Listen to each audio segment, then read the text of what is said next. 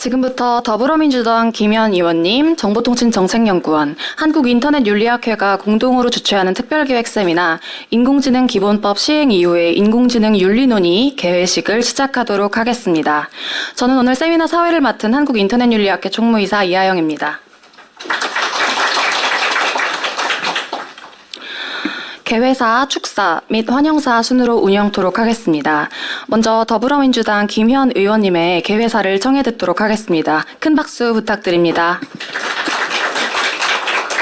네, 저희가 또 국회가 지금 또 필리버스터 중이고 또 의총이 곧 열리는 관계로 일단은 여기 자료집에 있는 내용을 참고하셔서 오늘 토론회에 나온 내용을 잘 경청하고 최근에 뭐 중동 상황도 있고 근데 이제 저희가 빨리 가는 것도 중요하고 제대로 하는 것도 중요한 것 같아서 오늘 이 토론회에서 나온 얘기들을 잘 경청하고요. 법과 제도를 또 손질할 것이 있다면 손질해 나가도록 하겠습니다. 예, 감사합니다.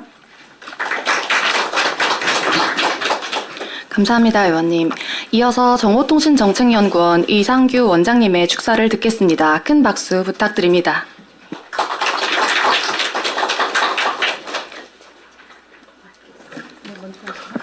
네, 안녕하세요. 정보통신정책연구원 원장 이상규입니다. 이렇게 바쁘신 와중에도 오늘 이 자리에 참석해 주신 모든 분들께 깊은 감사의 말씀을 드립니다.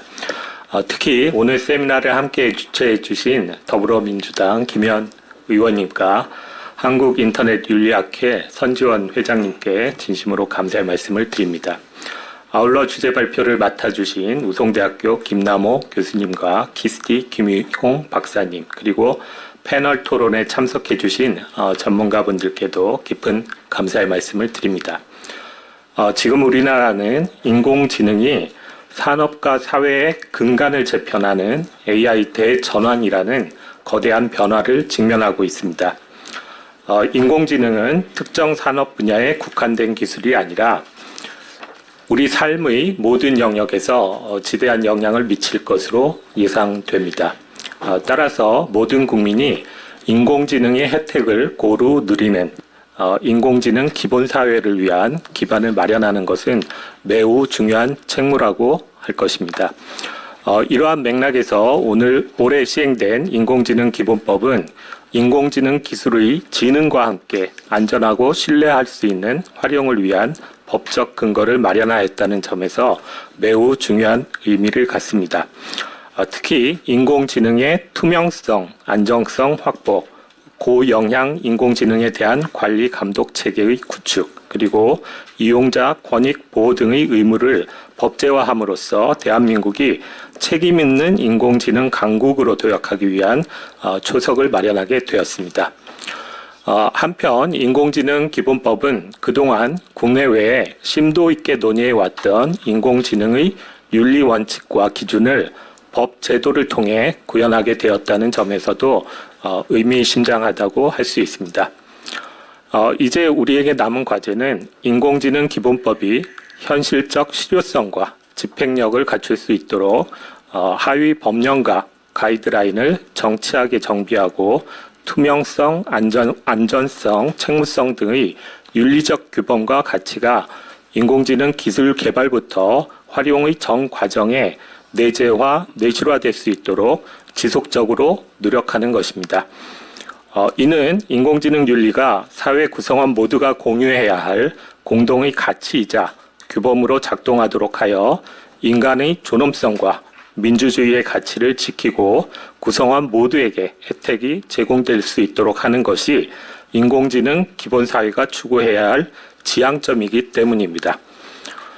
오늘 세미나에서 발표될 AI 기본사회 구현을 위한 법제도 설계 방안과 인공지능의 도덕적 배려 가능성에 대한 논의는 향후 인공지능 관련 정책 연구에서도 매우 중요한 기반이 될 것으로 기대됩니다. 오늘 이 자리가 참여하신 전문가분들의 활발한 토론과 깊이 있는 성찰을 통해 인공지능과 인간이 공존하고 진일보하는 미래를 설계하는 논의의 장이 되기를 바랍니다. 키스티 또한 오늘의 발표와 토론이 향후의 연구와 정책에 반영되도록 최선을 다하겠습니다. 다시 한번 오늘 세미나에 관심을 갖고 참석해 주신 모든 분들께 깊이 감사드립니다. 감사합니다. 감사합니다, 원장님. 다음으로 한국인터넷윤리학회 선지원 회장님의 환영사를 듣겠습니다. 큰 박수 부탁드립니다. 네, 안녕하세요. 한국인터넷윤리학회 회장 선지원입니다.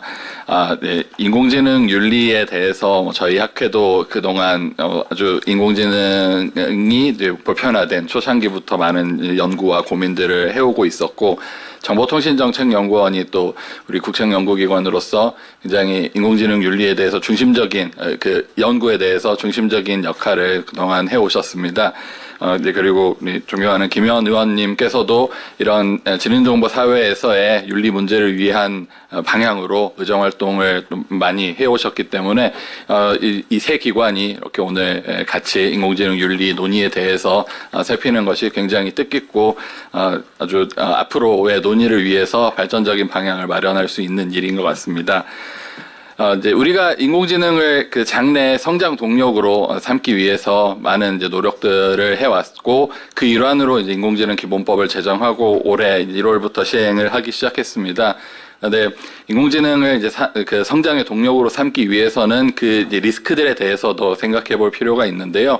그 뭐 리스크들 윤리라는 이름으로 발전에 방해되거나 그런 차원의 논의가 아니라 정말 리스크를 제거하고 우리가 안전하고 신뢰할 수 있게 인공지능을 우리 사회, 우리 삶 속에 수용할 수 있도록 하기 위해서는 이런 이제 인공지능 윤리라는 논의를 지속적으로 해나가는 것 자체가 의미가 있는 것 같습니다. 그래서 오늘 또 새로운 시각들을 가지고 AI 기본사회라는 시각, 그리고 이제 인공지능에 대해서 어떤 도덕적 배려의 대상인가라는 이 관점으로 두 분 발표자님께서 새로운 시각에 대해서 제시를 해 주실 것으로 기대를 하고 있습니다. 그리고 오늘 토론에 이상욱 교수님을 사회로 모시고 이제 또 종합 토론을 진행을 하는데요.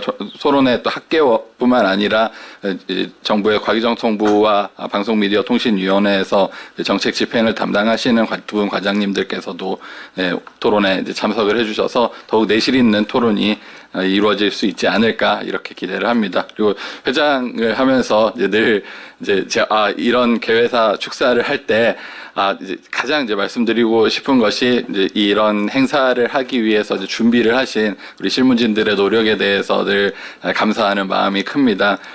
우리 학회에 우리 사회 보고 계시는 이하영 총무이사님과 정재한 간사님, 또 최승재 간사님을 비롯해서 정보통신정책연구원에서도 문정우 실장님이나 우리 이시직 책임님께서 많은 일을 해주셨고, 또 특히 우리 김현 의원실의 김윤명 박사님께서 이 행사를 위해서 정말 많은 노고를 아끼지 않아 주셨습니다. 그래서 그 밖에도 준비하는 데 도움을 주신 모든 분들께 정말 감사를 드리고, 오늘 이 자리에 참석해 주신 모든 분들 오늘 보람있고 정말 좀 영양가 있는 그런 시간을 가지시기를 기원하겠습니다. 감사합니다.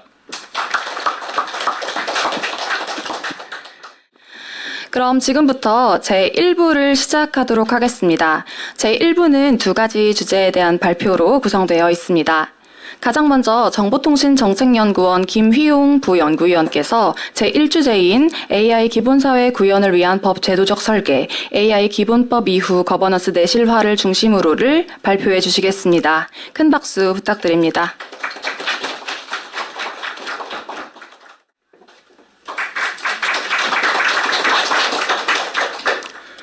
이렇게 많은 분들이 와주셨는데 오늘 저의 발표가 정말 가치 있는 발표가 될 수 있기를 저도 많이 그렇게 될 수 있도록 노력해 보도록 하겠습니다. 오늘 제가 발표할 내용은 AI 기본사회 구현을 위한 법 제도적 설계, AI 기본법 이후 거버넌스 내실화를 중심으로 라는 주제를 가지고 발표를 하게 되었습니다. 아까 의원님께서 서두에도 말씀해 주셨지만 속도도 중요하지만 그 방향도 중요하다고 저도 생각합니다. 그 점에 있어서는 모두 여기 계신 분들께서는 모두 다 공감하시리라고 저도 생각하고, 그렇다면 인공지능 기본법이 어떤 방향으로 나아가야 할 것인가 라는 점에 대해서 이제 저의 발표로 제가 그 점에 대해서 한번 발표를 드리도록 하겠습니다. 오늘 제 발표는 4가지 목차로 되어 있습니다. 서론, 그리고 분석의 틀, 그리고 조직 절차의 구체화를 통한 균형 조정, 결론 이렇게 되어 있고, 서론에서 문제 제기를 한 후에 분석 틀에서 조직과 절차를 통한 기본권 보장이라고 하는 어떤 이론적인 틀을 가지고 먼저 소개를 드리고, 이를 이제 우리 인공지능 기본법에 적용시켜 보았을 때 어떤 개선점들이 있고 어떤 점이 잘 되어 있는지를 한번 진단해 보면서, 그리고 마지막 결론에서 중장기적으로 어떻게 우리가 조직과 절차를 구현해 나가면 더 좋을 것인가라는 점에 대한 제언을 드리도록 하겠습니다. 먼저 서론입니다. 모두 잘 알고 계시다시피 AI가 우리 기본권에 대해서 많은 위협을 주고 있다. 물론 아직 기본권에 대한 위협이 실체화되었다고 하기는 어려울 수도 있을 것 같습니다. 다만 어떻게든 앞으로 우리 기본권이 위협을 받게 될 것이고, 이 점에 대해서 우리가 정책과 그리고 입법을 통해서 어느 정도는 안전장치를 만들어 두어야 할 것 같습니다. 이때 위협받을 수 있는 기본권의 목록을 보시면은 먼저 차별 및 불공정성이 먼저 떠오르실 것 같습니다. AI의 자동화된 의사결정이 있고, 이것이 바로 신용평가나 형사사법 등 영역에서는 어떤 편향된 데이터로 인해서 차별적인 그런 결과로 이어질 수 있다라는 위험이 먼저 떠오를 수가 있고, 그 다음은 사생활 침해입니다. 학습을 위한 데이터들을 그 데이터에 사생활이 포함된 내용들이 있다면, 아니면 AI 시스템이 민감 정보들을 너무 수집해서 이것이 이제 사생활 영역을 추론하는 데까지 이어질 수 있다면, 그런 위험들은 이미 우리가 너무나도 잘 알고 있고, 이러한 목록들은 앞으로도 점점 더 길어질 수 있을 거라고 생각을 합니다. 여기서 잠깐 이렇게 홍보를 드리자면, 기본권 AI 영향평가 가이드라인에 저희가 기본권, 영향받을 수 있는 기본권에 대해서 한번 쭉 목록화를 해본 적이 있습니다. 그 내용들 한번 참고해 보시면은 굉장히 많은 기본권들이 걸려 있을 수 있으니까 한번 참고해 보시면 좋을 것 같습니다. 이렇게 많은 기본권들이 관련될 수가 있는데, 이때 정말 다행스럽게도 우리 인공지능 기본법은 투명성, 안전성, 책임성 이런 것들도 규정을 해놓고, 그리고 그에 걸맞는 거버넌스들도 어느 정도 설계를 해놓고, 이를 통해서 기본권 보장을 달성하고자 노력을 하고 있습니다. 그렇지만 이제 잘 생각해 보시면은 AI 기본법은 또 그러한 입법적 전환을 이루었음에도 불구하고 여러 가지 문제들이 제기된 적이 있는데, 고영향 AI 개념을 도입하면서 위험을 단계화하고, 그에 따라서 안전성이나 투명성 여러 가지 원칙들이 적용되는 수준들을 차등시켜 놓았지만, 이에 대해서는 이제 고영향 AI가 무엇이냐라는 문제 뿐만 아니라 이 기술 발전에 따라서 고영향 AI가 점점 더 확장될 수 있고, 우리가 지금은 고영향이라고 부르지 않지만 나중에는 다시 또 고영향이 될 수도 있는 것들까지도 분명히 있음에도 이것들을 유연하게 받아들이기 어려운 구조, 왜냐하면 법률에 이렇게 규정되어 있고 시행령에서는 아직 크게 구체화를 하고 있지 않기 때문에 그런 진단이 가능하고, 또 비판이 그렇게 제기되기도 했습니다.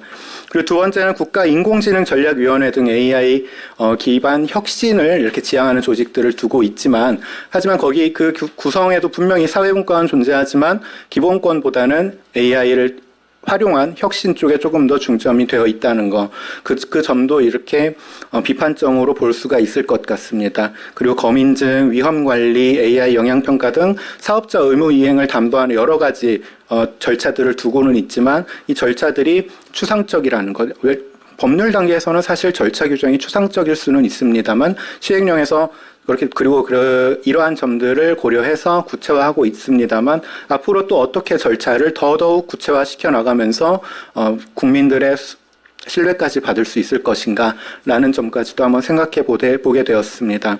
그래서 제가 여기서 먼저 제안을 드린 것이, 정교한 조직적, 절차적 장치를 사전에 마련하는 것에 이제 기본권 보장의 실효성이 좌우될 수 있다라는 점이 이 발표의 어떤 제가 말씀드리고자 하는 핵심이라고 보시면 되겠습니다.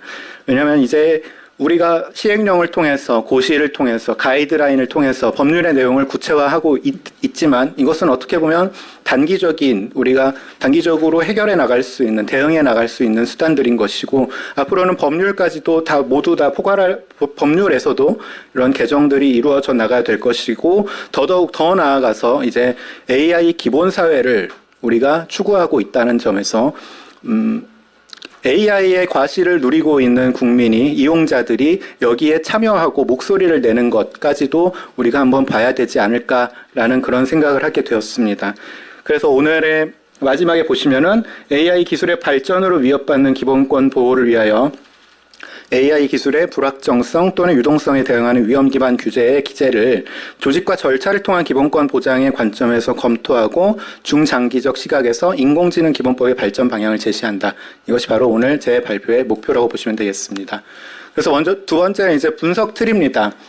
약간 지루한 이야기가 될 수도 있는데 조직과 절차를 통한 기본권 보장이라고 하는 어떤 공법학이나 헌법학에서의 하나의 틀이라고 보시면 되겠습니다. 굉장히 많은 내용들이 있고 그 모든 것들을 소개시켜 드리고 싶지만 여기서는 제가 보기에 좀 핵심적인 것들 그것들만 이렇게 소개해 드리도록 하겠습니다.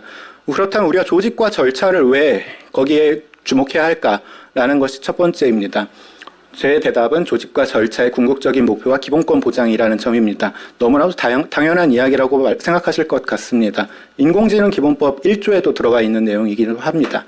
하지만 이 기본권 보장, 조직과 절차가 기본권 보장과 연결된 것은 그렇게 오래된 일은 아닙니다. 이전까지는 기본권 보장이라고 한다면 사생활을 보호한다고 우리가 생각을 했었고 개인정보 자기결정권이라고 하는 권리를 보호한다고 생각을 했는데 그런데 이것들을 보호하기 위해서는 조직과 절차가 필요했다라는 것까지 넘어가게 된 것은 그렇게 오래된 이야기는 헌법학에서는 적어도 오래된 이야기는 아닙니다. 그래서 보시면은 여기 첫 번째 재산의 보전을 보장하는 실효적 권리 구제는 기본권의 본질적 요소다. 여기 제가 소개해드린 것은 첫 번째와 두 번째는 독일 연방헌법재판소에서 했던 이야기인 것이고 세 번째는 헌법재판소에서 했던 이야기를 한번 가지고 왔습니다. 두 번째 보시면은 인허가 절차는 생명과 신체의 안전을 보호할 국가의 의무를 이행하기 위한 절차적 장치다라고 했고 그리고 헌법재판소 역시 치료명령을 집행할 때 그 시점과 결정한 시점과 집행하는 시점 사이에 분명히 사정 변경이 있을 수 있음에도 불구하고 이를 다시 한번 재검토해 볼 수 있는 절차를 두지 않았다는 점을 보고 과잉금지 원칙 위반을 이유로 위헌을 선언한 적이 있었습니다. 그렇게 보시면 조직과 절차의 궁극적인 목표는 기본권 보장, 조직과 절차와 기본권 보장이 연결될 수 있다는 점을 여기서 알 수가 있습니다. 그런데 이제 두 번째 보시면은 조직과 절차를 통해서 기본권 보장한다는 것은 알겠는데 어떻게 기본권을 보장할 것인가 라는 점을 또 그런 의문이 또 들 수가 있을 것 같습니다. 이는 헌법적 지휘관의 어떤 조화와 경계를 설정한다는 것인데 저희가 헌법재판소 판례를 보시면은 그 내용들을 쭉 보시면은 결국 마지막에 보면 어떤 국가의 행위는 위헌, 헌법 불합치 이런 식으로 딱 단정지어서 나오는 경우가 있습니다. 우리가 보는 건 아마 대부분 거기에서 끝날 텐데 사실 그 내용들을 뜯어보면은 이런 절차가 없어서 위헌, 이런저런 이해관계가 충돌하고 있는데 그 이해관계 충돌을 조정할 수 있는 절차가 없어서 위헌, 최소 침해 그런 것들을 이유로 위헌 이렇게 나오고 있습니다.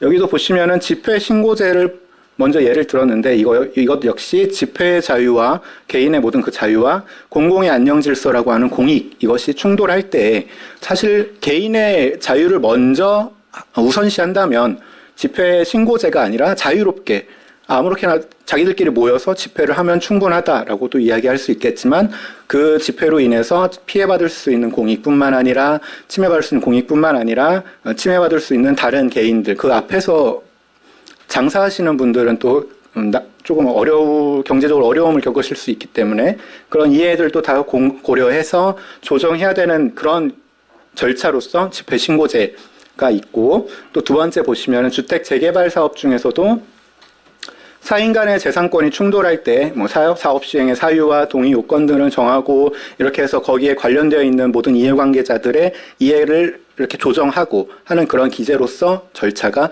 또 마련이 될 수가 있는 것입니다. 그래서 절차와 이를 시행하는 조직은 헌법적 지휘관의 조화와 경계 설정을 위한 수단이다라고 이렇게 말씀을 드릴 수가 있겠습니다.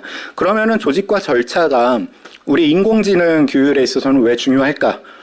저는 이 점에 대해서는 새로운 기술 환경 AI라고 하는 것이 확정되어 있지가 않다고 생각합니다. 앞으로도 지금 이제 작년 AI와 올해 AI가 다르고 내년 AI 기술은 또 얼마나 발전할지 알 수 없는 상황이고, 그리고 아까 서두에도 말씀드렸던 AI로 인해서 영향받는 기본권의 목록은 점점 더 길어질 것이고 그 영향도 심대해질 것이라고 예상은 할 수가 있습니다. 이 상황에서 우리가 예상을 하고 어디까지 될지 정확히 결정하고 나아갈 수 있다면 가장 베스트이겠지만, 그럴 수 없다면 우리가 조직과 절차를 통해서 그 불확정성이 발전해 가는 그 속도를 따라가면서 다시 한번 지속적으로 위험을 포착하고 이를 법률로 그리고 법체계 안으로 들어오는 것이 바람직하다라는 점에서 조직과 절차를 이야기하게 되었습니다.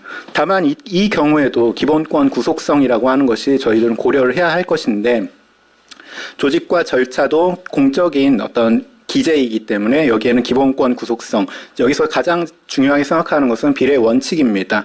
위험이 클수록 거기에 요구되는 절차의 엄격함도 높아져야 한다. 위험이 작다면 절차의 엄격함도 낮아질 수 있다. 이 점을 제가 먼저 말씀을 드리고, 그 다음 두 번째는 사업자의 직업수행의 자유, 연구의 자유, 그것과 영향받는 자. 사실 인공지능 기본법에서 가장 비판받고 있는 내용 중 하나가 영향받는 자에 대한 고려가 크지 않다.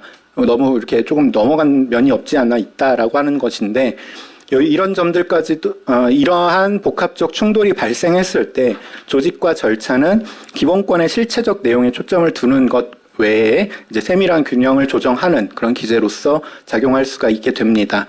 여기 밑에 보시면은 그 예로 제가 이렇게 소개를 드리고 있는데, 개인정보보호법 제28조의 2를 보시면 개인정보 처리자는 통계 작성, 과학적 연구, 공익적 기록 보존 등을 위하여 정보 주체의 동의 없이 가명 정보를 처리할 수 있다.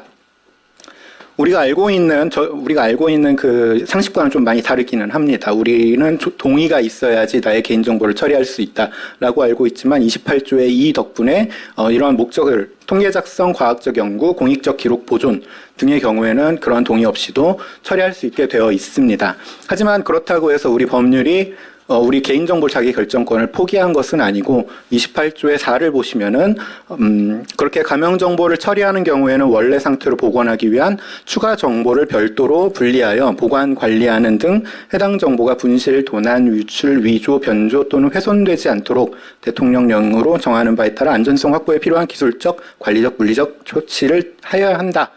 이렇게 규정을 하고 있습니다. 이렇게 안전조치를 통해서 개인정보 자기결정권을 약간 양보한 경우에도 최소한 정보 주체의 권리가 어느 정도는 보장이 될 수 있도록, 보호될 수 있도록 장치를 해놓는 것입니다. 바로 이러한 것들이 기본권의 실체적 내용은 조금 실체적 내용만으로 접근한다면은 28조의 2는 사실은 위헌이 될 수도 있겠죠. 그냥 개인정보 자기결정권에 대한 침해가 될 수도 있겠지만, 저런 균형 장치들을 통해서 합헌적인 이런 개인정보 개인정보 처리가 가능하도록 규정하고 있다는 점, 이런 방법론을 우리 인공지능 기본법에서도 활용을 했으면 좋겠다라는 의견입니다. 그렇다면 그 절차와 조직은 어떻게 구성되어야 잘 구성되었다고, 합헌적이라고, 그리고 우리가 방금 말씀드린 것처럼 기본권을 보호하는 그런 절차와 조직으로 구성될 수 있을지에 대해서 말씀을 드리도록 하겠습니다. 여기 참여와 청문 기회, 예측 가능성, 이것이 저는 대표적이라고 생각을 하고, 그 밖에 아까 말씀드린 것처럼 기본권 구속성 덕분에 비례 원칙도 들어갈 것이고, 조직의 경우에는 이제 중립성도 포함이 될 수 있을 것입니다.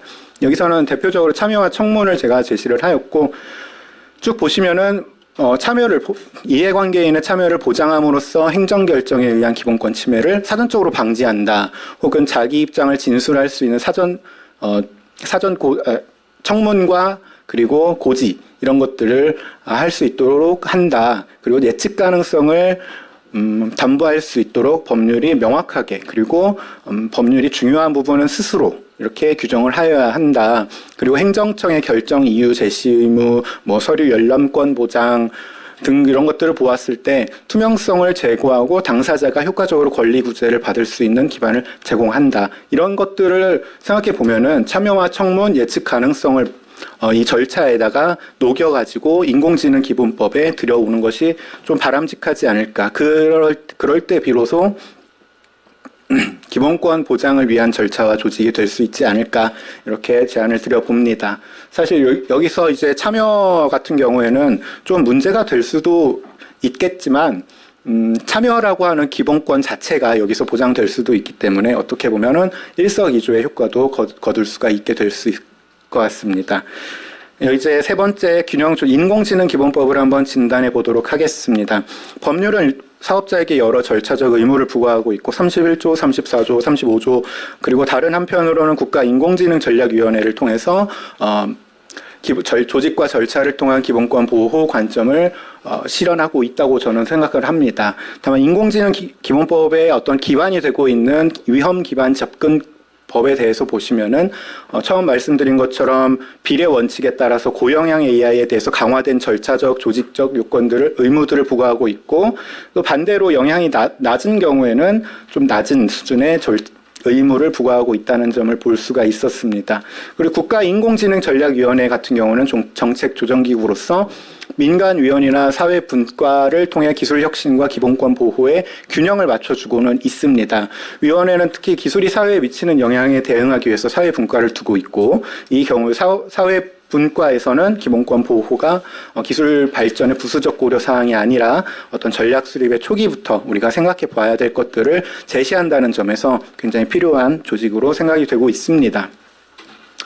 그리고 어떻게 보면 이 발표의 하이라이트이기도 한데 인공지능 기본법 31조, 34조, 35조 각각 내용들은 투명성, 고영향 AI 관련 사업자의 책무, 고영향 인공지능 영향평가 이렇게 있습니다. 이는 인공지능의 복잡성이 낳는 그 정보 격차로 인해서 개인의 자기 결정권, 어떻게 보면 여러분들은 정보 격차 덕분에 제대로 된 결정을 하기 어렵다는 어떤 위기의식이 있을 수 있는데 이에 대응해서 법률은 아래 절차적 안전장치들을 도입하고 있습니다. 절차를 통해서 인식을 확보한다는 것이 투명성 확보 의무의 어떤 내용이고 그리고 절차를 통해서 안전 신뢰를 형성하고 절차를 통해서 위험 예방을 하고 있습니다. 특히 영향평가의 경우에는 고영향 AI 사업자가 제품 또는 서비스의 기본권 영향을 평가하여 잠재적 침해 요소를 사전에 완화하는 조정 기제로서 역할을 하고 있습니다. 시간 관계상 인공지능 기본법에 대한 진단이 좀 많이 부실하게 설명을 드리고 있는데 마지막 결론을 보시면은 저는 인공지능 기본법상 사업자 의무 규정 및 국가 인공지능 전략위원회의 구성을 고려할 때 법률은 전체적으로 조직과 절차를 통한 기본권 보장을 반영하고 있다고 기본적으로 생각을 합니다. 하지만 공정하고 합리적인 조직과 절차의 조건, 앞에서 보셨던 것처럼 참여와 청문 그리고 예측 가능성의 측면에 있어서 보면은 조금 그런 부분들은 부족하지 않을까라는 점이 제 의견입니다. 그 내용들을 조금 더 보시면은 먼저는 비례 원칙을 구현하고 있다는 점에 대해서는 아까도 말씀드렸지만 고영향 AI가 정해져 있지 않음에도 불구하고 이를 동태적으로 파악할 수 있는 기제가 부족하다. 그렇기 때문에 우리는 그런 의사결정 절차를 형성할 필요가 있겠다라고 생각을 하고 그리고 두 번째는 절차적 안전장치를 활용해서 인식과 신뢰의 위험 예방을 도모하고 있는 점은 아주 좋다. 하지만 명확성, 왜냐하면 이행 절차가 법률에는 당연히 추상적으로 규정되어 있겠지만 좀 더 우리가 정밀하게 만들어 간다면은 절차 자체가 요식행위로 전락할 가능성은 좀 방지할 수 있다라고 생각을 합니다. 그리고 참여, 왜냐하면 영향평가의 경우에는 사업자 내부 평가에 불과하기 때문에 이에 대해서는 사업자 스스로 공개하기 전까지는 우리가 어떤 것을 알아보기가 어려운 점이 있습니다. 정말 영향평가를 잘 했는지, 정말 충실하게 했는지 그 내용들을 확인하기 어렵고 그렇기 때문에 신뢰성과 공정성을 담보하기 곤란한 점이 있습니다. 이러한 내용들은 절차적 구체성을 확보하고 절차상의 참여권을 보장함으로써 우리가 좀 더 인공지능 기본법을 개선해 갈 수 있다고 생각을 합니다. 세 번째는 국가인공지능전략위원회인데 이 점에 대해서는 AI 기본법상 위원회는 아무래도 본질 조직의 특성상 AI 기반 혁신을 진흥하는 데에 목표를 두고 있기 때문에 아무래도 기본권 보호에 대해서는 약간 소홀히 할 수 있다라고 저는 판단이 되었습니다. 그래서 구조적 편향으로 인한 AI 기술, 사회적 부작용이 간과되지 않도록 독립적인 행정기관으로 마련하고 그리고 이를 토대로 운영하는 것이 바람직하다고 생각을 하게 되었습니다. 여기 결론 마지막은 이제 제가 중장기적인 방향에서 어떻게 우리 절차와 조직들이 더 구체화되면 좋을까라는 점을 제가 제안한 것이고, 여기서 제가 말씀드리고 싶은 거는 맨 위에 보시면은 AI 기본권 보호 자문단 설치, 이것은 이제 인공지능 전략위원회 산하 전문 기구로서 그런 자문단을 설치하고 뭐 점진적으로는 독립기구로 확대해 나가는 것이 바람직하다고 보았고, 또 35조 같은 경우 AI 영향평가인데 이때는 뭐 외부 참여를 독려하고 영업 비밀을 제외한 평가 보고서의 요약본을 공개화하도록 하고, 또 영향 평가를 장기적으로 봤을 때는 의무화를 추진하고 이런 내용들을 이렇게 제시하였습니다. 그리고 마지막 세 번째도 역시 AI 기본권 보호 자문단입니다. 처음에는 당연히 이런 자문단의 설치가 많이 부담스러울 수 있다는 것을 잘 알고 있습니다. 그래서 처음에는 자문단의 형태로 정말 법적 권한 없이 좀 법적인 구속력 없는 의견을 제시하는 자문단으로 먼저 설치를 하고 점점 확대해 나갈 수 있는 그런 방향이 진행되었으면 좋겠다라고 말씀을 드리면서 오늘 발표를 마치도록 하겠습니다. 부족한 발표 들어주셔서 감사합니다.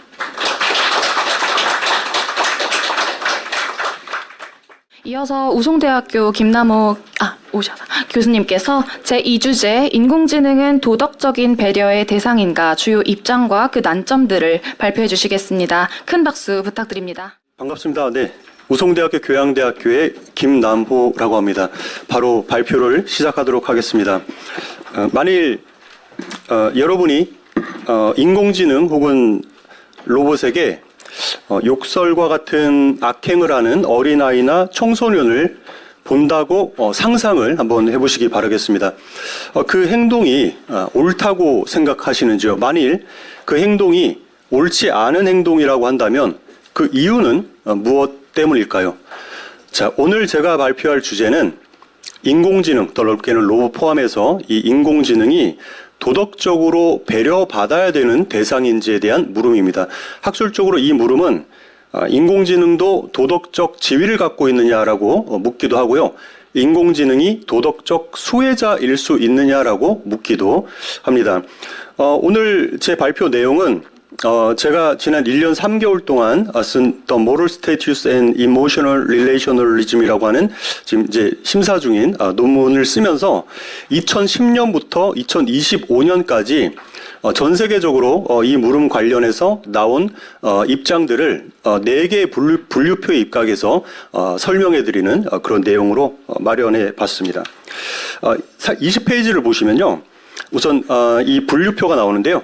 데이빗 건켈이 제안한 분류표입니다. 자, S라고 되어 있는 S1, S2를 보시면 여기서 S는 스테이트먼트의 약자입니다. 그래서 진술 1은 사실 판단이고요. 진술 2는 당위에 대한 판단입니다. 그래서 이렇게 분류표를 보시면 총 4개의 조합이 나오게 되는데 이 4개의 조합들을 대표하는 그런 입장들과 그 근거, 그 난점들을 설명을 해드리도록 하겠습니다. 20페이지 맨 끝에 보시면 첫 번째 입장은 로봇은 권리를 가질 수 없다. 그러므로 로봇은 권리를 가져서는 안 된다. 즉 사실 판단과 당위 판단 모두에서 부정을 하는 그런 입장이라고 볼 수 있을 것 같습니다. 참고로 여기 그 물음표처럼 생긴 요 기호는요, negation, 진술에 대한 부정입니다. 참고로 혹시 모르신. 그래서 일반적으로 도구주의라고 알려진 이 입장인데요. 기술은 인간에게 특정한 유용함을 주기 위해서 인위적으로 만들어진 것일 뿐이다. 이렇게 주장합니다. 전통적으로 하이데거, 막스, 리오타르 등이 있으며 21세기 이후에는 컴퓨터 공학자 존슨, 그다음에 크로스 이런 등등 델프트 학파라고 알려진 이 학자들이 주장을 하는 입장입니다. 로봇과 인공지능이 발전하면서 제가 지금 조사한 바로는 이 첫 번째 입장을 지지하는 학자들은 지금 주류는 아닌 걸로 그렇게 알려져 있습니다. 그 이유가 뭐냐면 그 인용문에 보시면 케이트 달링이 적절하게 지적을 하고 있는데 지금 우리가 사용하고 있는 인공지능은 그 이전에 나온 도구들, 다시 말해서 토스트기와 성격이 좀 다르다라고 많은 학자들이 공감을 하고 있습니다. 토스트기와 달리 인공지능은 인간과 기본적으로 상호 배려를 하게 돼 있는 존재이기 때문에 기존의 도구와는 다른 방식으로 접근해야 된다라고 하는 학자들이 지금 많이 늘고 있는 상황입니다. 두 번째 입장은요. 여기 앉아 계신 선생님들 중에서도 아마 지지하는 선생님이 계실 거라고 생각을 하는데요. 로봇은 권리를 가질 수 있지만 사실 판단에서 긍정을 하고요. 그러나 그들이 권리는 가져서 안 된다. 당위 판단에서 부정을 하는 입장입니다. 대표적으로 브라이슨이 논문 로봇 should be slaves에서 로봇이 소유물이기 때문에 기본적으로 설령 도덕적 행위자나 수혜자의 조건을 충족하는 로봇이 만들어진다고 하더라도 그들이 도덕적 지위를 가져서는 안 된다고 주장합니다. 우리는 로봇을 우리에게 봉사하는 노예로 대해야 하며 인간이 모든 책임을 져야 한다라고 하는 입장입니다. 세 번째 입장은 로봇은 권리를 가질 수 없지만 사실 판단에서 부정을 하고요. 그러나 그럼에도 그들은 권리를 가져야 한다. 당위 판단에서 긍정을 하는 입장입니다. 케이트 달링이 논문에서 다음과 같은 논리를 펼칩니다. 로봇은 여전히 도덕적 지위를 부여하기 위한 필요한 조건들을 충족하고 있지 않다. 그러나 로봇이 인간처럼 보이는 이유는 단지 또 의인화 작용 때문이다. 그러나 우리는 로봇을 도덕적으로 대우해 줘야만 한다. 왜냐? 로봇은 인간과 상호작용을 하도록 설계되었으며 만일 인간이 로봇을 함부로 대하게 되면 다른 인간에게도 그런 행동을 할 위험이 있다라고 주장합니다. 게다가 생명체와 로봇의 경계가 점점 더 희미해진다고 한다면 로봇을 향한 악행이 생명체에게도 향할 위험이 증가할 것이다라고 보고 있습니다. 이 달링식의 견해는 전통적으로 칸트의 생각을 계승하고 있다고 평가받고 있습니다. 칸트는 그의 윤리학 강의에서 동물에게 잔인한 사람은 사람을 대할 때도 비정해진다라고 주장하고 있습니다. 자, 그 다음에 나오는 세 개의 입장은 사실 판단을 긍정하고 그다음에 당위 판단도 긍정하는 지금 최근에 나온 대표적인 입장을 소개해드리겠습니다. 속성 접근이라고 하는데요. 보통 이제 스탠다드한 입장이라고 보고 있습니다. 특정 내재적 속성의 존재를 도덕적 지위의 결정적인 기준으로 상정을 합니다. 보통 이 유정성을 많이 얘기를 하죠. 쾌감과 고통을 느끼는 이 능력이 그런 내재적 속성의 예입니다. 하지만 이 접근법을 인공지능에 적용할 때는 몇 가지 난관에 부딪히게 됩니다. 첫 번째, 관습적으로 적용되는 기준들을 비인간 존재인 인공지능에게 적용하기가 어렵습니다. 예컨대 싱어의 고통과 즐거움을 느낄 수 있는 능력이나 레건의 삶의 주체가 될 수 있는 능력과 같은 기준들이 그런 예인데 이러한 어려움은 주로 해당 능력들이 진화의 산물이라는 점 때문에 발생합니다. 이 능력들은 생물학적 유기체가 자연 선택을 통해 획득한 것이지만 인공지능은 생물학적 진화 과정을 거치지 않습니다. 결과적으로 이러한 속성들이 생물학적 유기체에서처럼 인공지능에게 자연적으로 발생할 가능성은 낮습니다. 두 번째, 설령 이러한 속성들을 기능적으로, 다시 말해서 인간과 같은 생물학적 유기체, 신경체가 아니다고 하더라도 기능적으로 AI에 구현할 수 있다고 하더라도 그 존재론적 진정성에 관한 의문이 제기됩니다. 기능적으로 구현된 속성들은 진짜일까요? 아니면 인공지능이 단지 그것들을 가진 것처럼 보일 뿐일까요? 세 번째, 타인의 마음 문제로 알려진 인식론적인 난점이 있습니다. AI가 실제로 이러한 속성들을 가지고 있는지 우리가 어떻게 알 수 있을까요? 가령 바닷가재가 통증을 실제로 느끼는지 우리는 어떻게 알 수 있을까요? 마찬가지로 인공지능이 감정이나 감각을 실제로 느끼는지 어떻게 알 수 있을까요? 네 번째, 어떤 특정한 속성들을 도덕적 지위의 기준으로 삼을지에 대한 합의를 여전히 하기가 어렵다라는 얘기가 있습니다. 건켈과 코켈버그가 지적하듯이 이러한 합의의 부재는 기준의 자의성에 대한 비판을 불러일으킵니다. 가령 왜 유정성을 꼭 기준으로 삼아야 할까요? 왜 특정한 속성을 꼭 기준으로 삼아야 할까요? 이런 난점들은 대략 대안적인 입장인 행동접근과 관계접근법이 등장하게 된 배경이기도 합니다. 자, 행동접근을 한번 알아보도록 하겠습니다. 존 데너허의 윤리적 행동주의는 속성 지향적 접근법에 대한 강력한 대안으로 제안되었습니다. 윤리적 행동주의에 따르면 우리는 타인의 마음속에서 무슨 일이 일어나고 있는지 결코 직접 확인할 수 없습니다. 이는 인식론의 오랜 난제인 타인의 마음 문제이며 예외 없이 인간이 아닌 존재들에게도 적용이 됩니다. 가령 우리는 개나 고양이가 실제로 무엇을 경험하는지 알 수 없습니다. 단지 그들의 행동을 관찰하고 그로부터 추론할 뿐입니다. 이 난제를 피해가기 위해서 윤리적 행동주의는 대략적 수행적 동등성이라고 하는 원리를 제시합니다. 이 원리에 따르면 만약 어떤 로봇이 우리가 이미 도덕적 지위를 가졌다고 동의하는 다른 존재, 여기서는 이제 인간입니다. 대표적으로 대략적으로 동등한 방식으로 행동한다면 그 로봇 역시 상당하는, 제가 이거 못하고요, 역시 도덕적 지위를 가질 수 있다라고 보고 있습니다. 쉽게 얘기해서 인공지능이나 로봇이 이미 도덕적 지위를 갖고 있는 인간과 행동이 구분될 수 없다면 그들에게도 도덕적 지위를 줘야 된다라고는 입장입니다. 여기서 대략적이라는 표현을 사용한 이유는 인간 사이에서도 완벽하게 동일한 행동이란 존재하지 않기 때문입니다. 윤리적 행동주의에 따르면 로봇이 실제로 유정성과 같은 특정한 내재적 속성을 가졌는지는 전혀 중요하지 않습니다. 왜냐하면 그러한 속성들은 직접 관찰하는 것이 불가능하며 어차피 행동을 통해서만 추론될 수 있기 때문입니다. 다나허는 도덕적 지위가 유추적 추론뿐만 아니라 귀추적 추론, 즉 최선의 설명으로의 추론을 통해서도 정당화될 수 있다고 주장합니다. 윤리적 행동주의가 직면한 어려움들은 다음과 같습니다. 윤리적 행동주의가 유추적 추론에만 의존한다면 문제에 봉착하게 됩니다. 햄스터와 사자 그리고 개의 행동이 뒤섞인 기이한 로봇처럼 행동적 유사성을 찾기 어려운 존재가 있을 수 있기 때문입니다. 이런 존재들은 도덕적 지위를 가질 수가 없습니다. 이는 소위 과소포괄의 문제를 야기합니다. 과소포괄의 문제란 이 논의 자체가 인간 이외의 동물이나 존재들에게도 도덕적 지위를 주고자 하기 위해서 제시된 입장인데 기준이 너무 까다로움으로 인해서 더 많은 존재들을 포괄하지 못한다라고 하는 그런 문제의식을 얘기합니다. 다나허의 행동주의를 우리가 받아들인다면 도덕적 지위를 가질 수 있는 존재는 특정 방식으로 행동하도록 의도적으로 설계된 인공물로밖에 한정될 수 없다. 이는 윤리적 행동주의가 다음에 두 가지 중요한 사례를 설명할 이론적 유연성이 부족함을 의미합니다. 첫째, 예측 불가능하고 창발적인 행동 특성을 보이는 인공물. 둘째, 인간과는 완전히 다른 방식으로 살아가는 지적 외계 생명체와 같은 존재들. 마지막으로 이건 제가 제기한 문제인데요. 윤리적 행동주의는 행동 자체가 해석의 대상이라는 사실을 관가하는 듯이 보입니다. 어떤 인공물이 보이는 행동을 온전히 이해하기 위해서는 작동 원리와 설계 의도를 파악해야 합니다. 따라서 도덕적 지위를 부여할 때 행동만이 우리가 고려해야 할 유일한 근거가 될 수 없습니다. 특정 존재의 행동이 실제로 무엇을 의미하는지 이해하려면 우리는 자연스럽게 다음과 같은 질문에 직면하게 됩니다. 왜 X는 특정 상황 S에서 P1부터 Pn까지 구체적 행동 패턴을 보이는가? X가 특정 심리 상태에 있기 때문에 그렇게 행동한다고 추론하기 위해서는 단순히 행동을 관찰하는 것을 넘어선 판단 요소들이 필요합니다.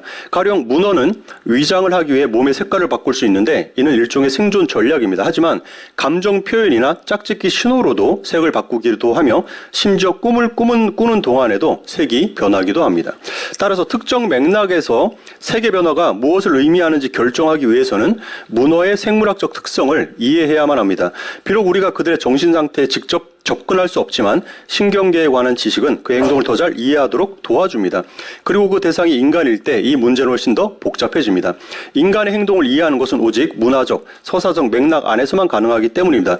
이러한 원칙은 휴머노이드 로봇이나 AI의 행동에도 동일하게 적용될 수 있습니다. 가령 인공지능에게서만 관찰되는 기만 현상을 이해하기 위해서는 행동 이외에 인공지능의 작동 원리 및 제작 원리를 알아야 할 필요가 있습니다. 마지막으로 관계적 접근인데요. 관계적 접근은 주로 건켈과 코켈버그에 의해서 주도적으로 발전되었습니다. 이 입장은 휴미 제기한 자연주의적 오류, 즉 사실에 대한 진술에서 당위에 대한 진술을 도출할 수 없다는 문제를 피해가려는 의도를 갖고 있습니다. 어떤 존재가 특정 속성을 가짐으로 도덕적으로 배려해야 한다는 주장은 자연주의적 오류를 범하게 된다고 이 사람들은 보고 있습니다. 따라서 관계주의는 도덕적 지위는 비인간과 인간이 맺는 관계성에서 형성되는 무엇으로 볼 것을 제안합니다. 건켈을 이를 다르게 생각하기라고 부릅니다. 이 입장에 따르면 우리는 세 가지 주요 방식을 통해서 동물과 개인적 관계를 형성할 수 있다고 봅니다. 첫 번째는 얼굴 마주하기, 두 번째는 이름 붙이기, 셋째는 공유된 생활 공간의 변화입니다. 레비나스를 따라서 건켈과 코켈버그는 윤리가 타자의 얼굴을 마주하는 순간 시작된다고 주장합니다. 선한 사마리아의 비유를 생각하시면 좋을 것 같은데요. 나와 다른 타인의 얼굴을 보는 순간에 타인에 대한 내가 도덕적 태도를 취하게 된다는 그런 입장입니다. 그러니까 타인이 어떤 속성을 갖고 있나가 지금 중요하다고 보는 게 아니에요.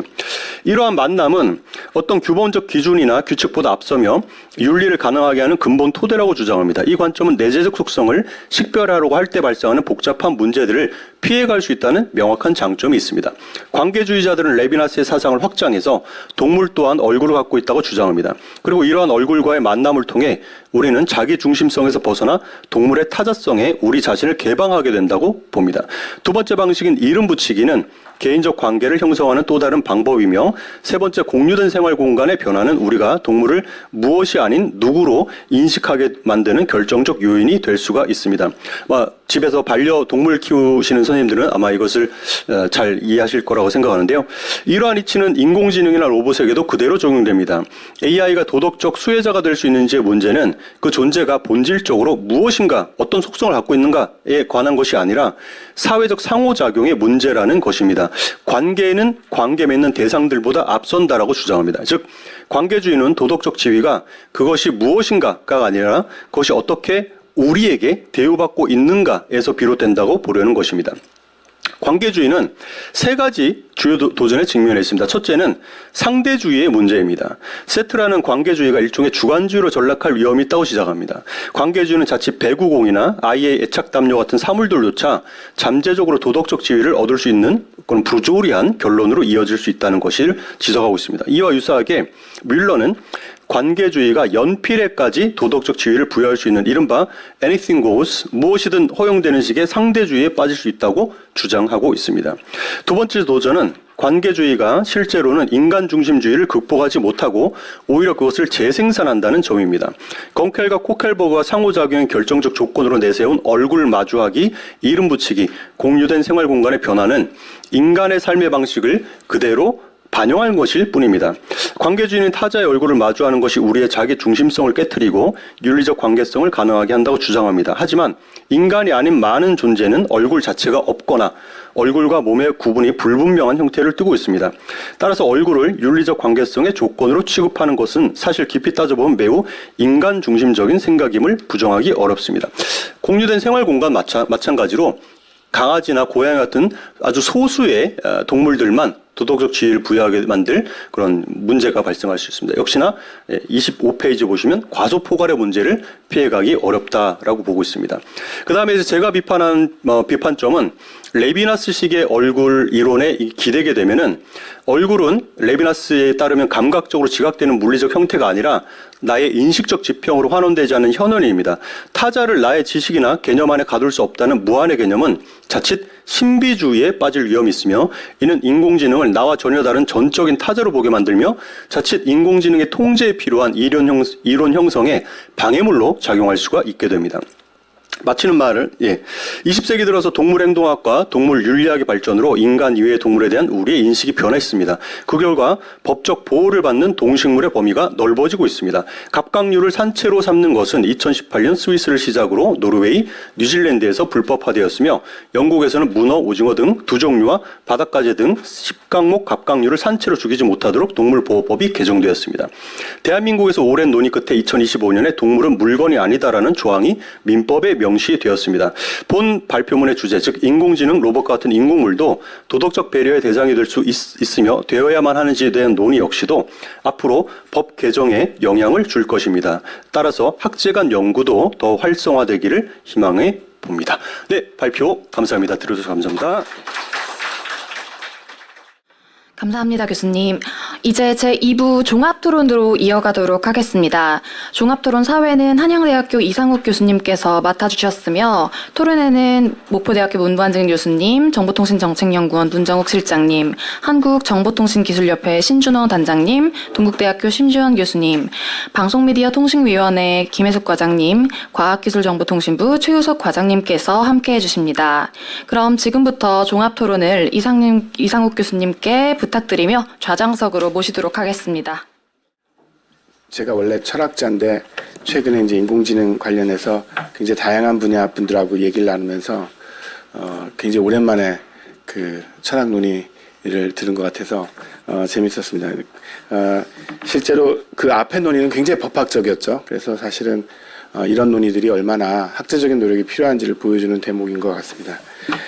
제가 굉장히 처음 이걸 초대받았을 때 다행스럽게 생각한 게 지금 발제자로 참여하시는 분들이 AI 기본법 논의 시작 때부터 여러 방식으로 오랫동안 이 논의에 참여하시고 만드는 데도 기여하시고 고민도 많이 하시고 그랬던 분들입니다. 그러니까 진짜로 전문가들이시고 또 굉장히 다양한 스펙트럼의 전문성을 가지고 계십니다. 그래서 저는 그냥 시간만 잘 지키면 될 것 같습니다. 그래서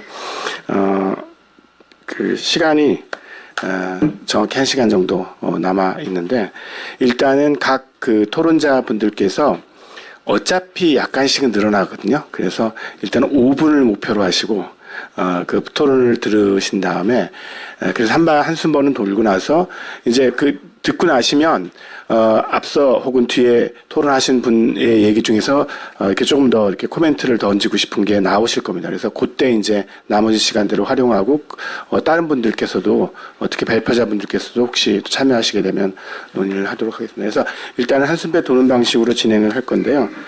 처음에 그 목포대학교의 문광진 교수님 토론 부탁드립니다.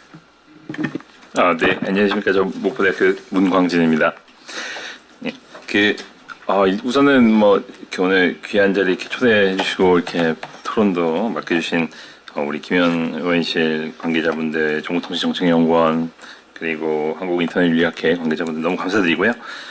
특히 이제 발표해 주신 김용 박사님 그리고 김남우 교수님, 네, 발표 너무 잘 들었습니다. 인공지능이 계속 발전해 가고 이런 거는 더 이야기할 필요는 없을 것 같습니다. 다만 올해 이제 정부의 여러 가지 정책이라든지 이런 거 보면 굉장히 기술 발전 쪽으로 많이 방점을 좀 두고 있는 것 같은데 오늘 주제에서 이제 우리가 찾아볼 수 있는 것 같이 이제 너무나 이제 그러한 기술 발전, 아까 의원님도 그렇고 김영 박사님도 말했지만 그 방향이 굉장히 중요한 것이고 특히 이제 인공지능 이제 기본법이라는 것이 많은 것을 담고는 있지만 또 담지 못한 것들도 좀 많기 때문에 그런 부분들에 대해서 또 인공지능 윤리가 어떤 영향을 좀 미치고 있는지 앞으로 무엇을 해야 될 건지 이런 것을 한번 살짝 고민하면서 어제 이제 아침에 토론을 좀 썼는데 너무 두서없이 쓴 것 같아서 말씀도 아마 두서없이 좀 드릴 것 같습니다. 사실 인공지능 윤리가 무엇인가 이 부분은 이제 저 말고 이제 다른 이제 철학이나 좀 인문학 하시는 분들이나 특히 이제 우리 문정욱 실장님 같은 경우에는 이제 오랜 기간 일종 연구 정책적으로 많이 지원을 하고 계셔서 그 부분에서 더 제가 좀 많이 더 배울 수 있는 게 있을 것 같고 조금 있다가 다만 이제 우리 인공지능 기본법에 인공지능 윤리가 무엇인지 정의 조항이 들어왔습니다. 좀 길어서 제가 발표문 자료집 27페이지 이제 중간 정도에 인용을 해놨습니다만 결국에는 단순히 인간이 잘해야 된다, 기술이 윤리를 갖춰야 돼 이게 의미가 아니라 인간이 주체인 측면, 기술이 주체인 측면 두 가지로 다 구분돼서 복합적인 개념이다라고 이해를 하고 있습니다. 첫째, 이제 인간이 주체라고 했을 때는 설계, 개발, 활용, 인간이 윤리를 지켜야 되는 그런 부분이고, 둘째는 인공지능 기술 자체가 어떠한 갖춰야 될 윤리 이것을 좀 다 내포하고 있다 이렇게 좀 생각이 듭니다. 그래서 첫째는 인간의 행위에 관해서 적용되는 윤리, 둘째는 기술의 좀 결과적인 측면에서의 이제 윤리 이것을 다 우리가 좀 다 고민을 해야 될 것 같고요. 이제 제 철학적인 발표문을 좀 보고 임남 교수님 이제 발표도 듣고 해서 저도 좀 찾아봤는데 책에서 이런 이제 문구가 있습니다. 인공지능은 그 용어 자체부터 이미 편향적이다 이런 이제 문구를 봤습니다. 결국에는 인간이 자기가 스스로 창조자이기 때문에 이 지능을 인공이라는 말을 붙였고 좀 뭐 그분께서는 이제 비하적인 형용사를 쓰고 있다, 불안정하고 무방한 것으로 하고 있다라고 했는데, 저도 생각을 해보면 그러면 사람의 지능이라는 것이 그러면 자연 지능 이렇게 이야기할 수 있는 것인가?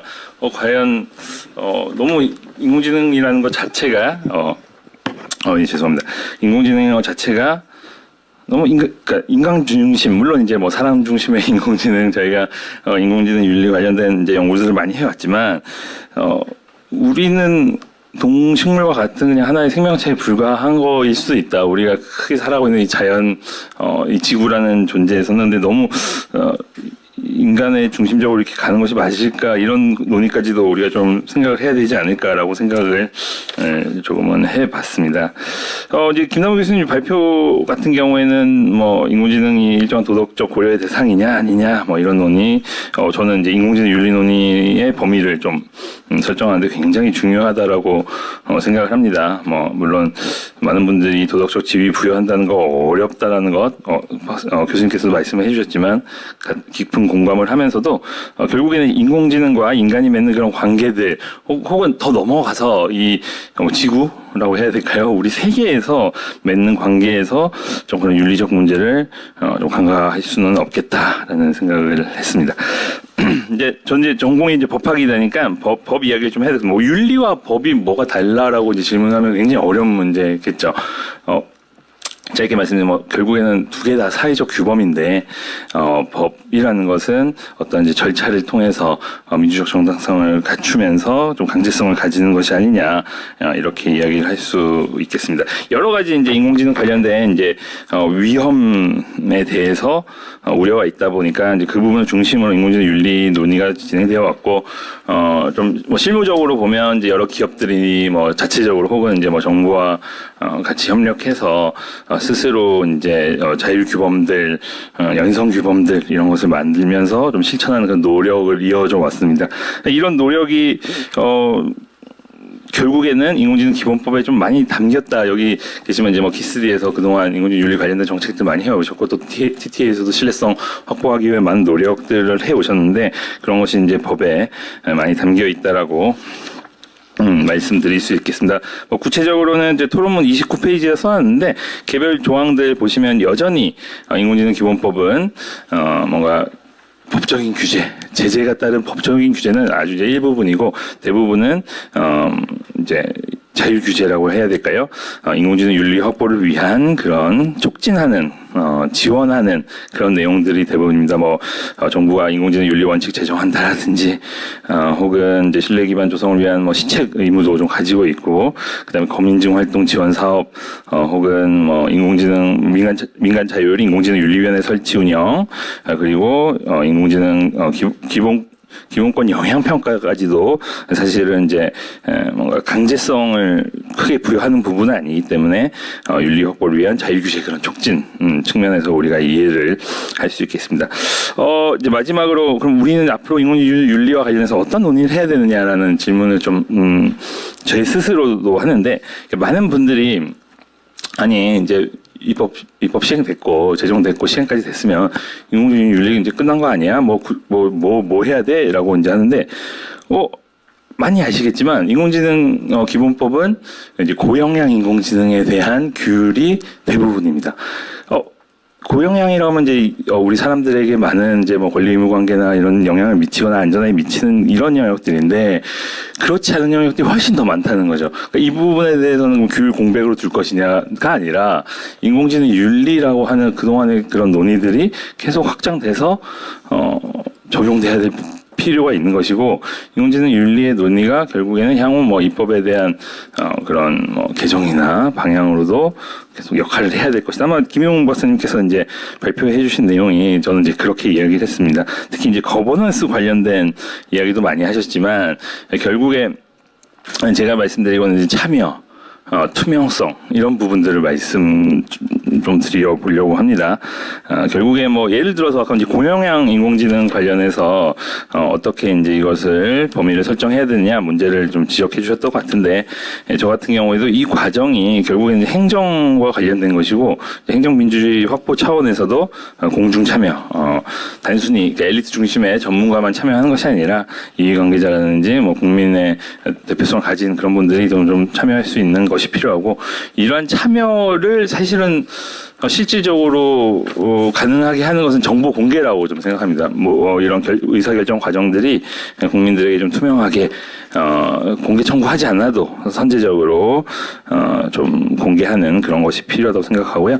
마지막으로 말씀을 이제 종료하기 위해서 뭐 인공지능 윤리에 관한 논의가 스펙트럼이 굉장히 넓습니다. 굉장히 넓은데 우리가 좀 잘 이야기 안 하는 부분이 포용인 것 같아요. 그래서 인공지능 기본법이 제정 과정 그 기간 동안에 계속 디지털 포용법과 함께 진행이 됐습니다. 그래서 본회의도 같이 통과하고 시행일도 제정일 시행이 다 같은데 인공지능 기본법에 대해서 잘 주목을 좀 못 받고 있고, 과연 뭐 많은 분들이 인공지능이 뭐 노동력 대체하면서 향후에 그런 불평등이고 고민은 하시면서도 이런 포용법이나 혹은 포용에 관한 정책들 우리가 조금 잘 언급을 좀 안 하는 것 같아서 이 부분에 대해서 계속 좀 관심을 가져야 되겠다라는 좀 말씀을 드릴 것 같습니다. 뭐 개인 간의 그런 격차 혹은 기업 간의 격차, 최근에 이제 인도에서 지난달 딱 한 달 됐는데 AI 임팩트 서밋, 여기서도 이제 뭐 글로벌 사우스 국가 뭐 그런 격차 문제 많이 논의됐습니다.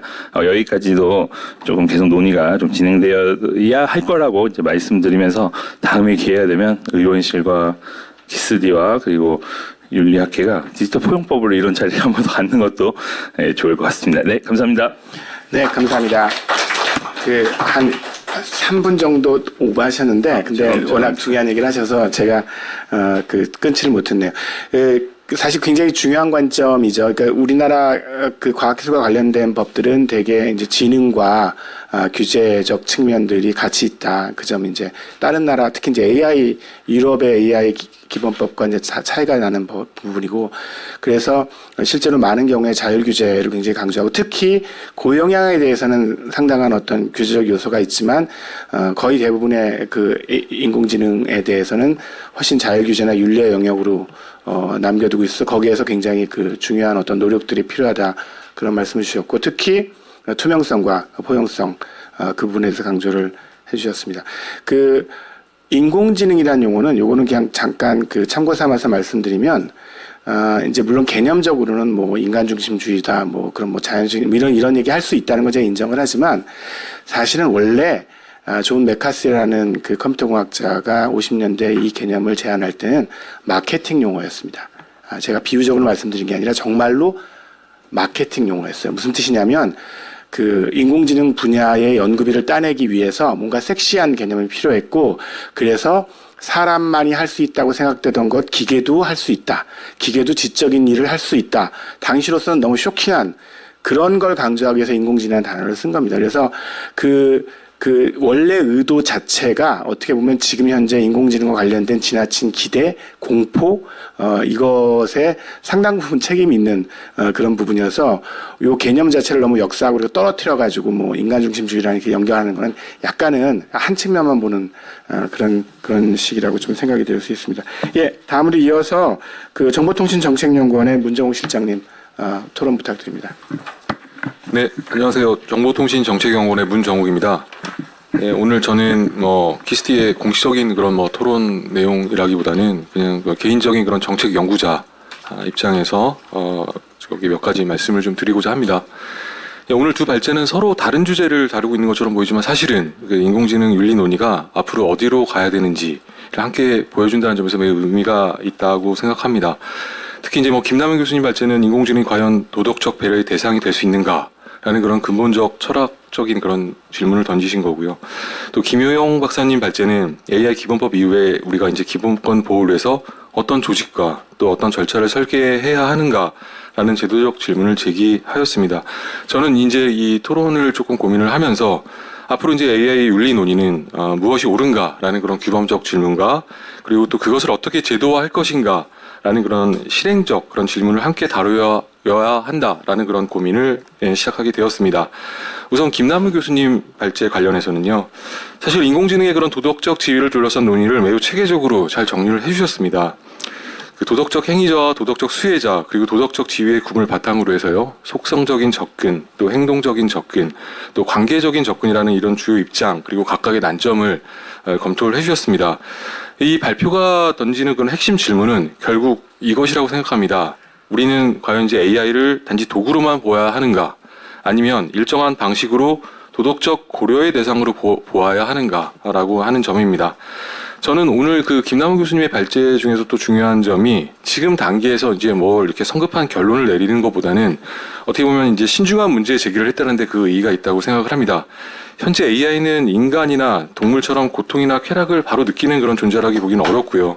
그렇기 때문에 전통적인 그런 의미에서 곧바로 도덕적 수혜자로 인정하기는 쉽지는 않을 것 같습니다.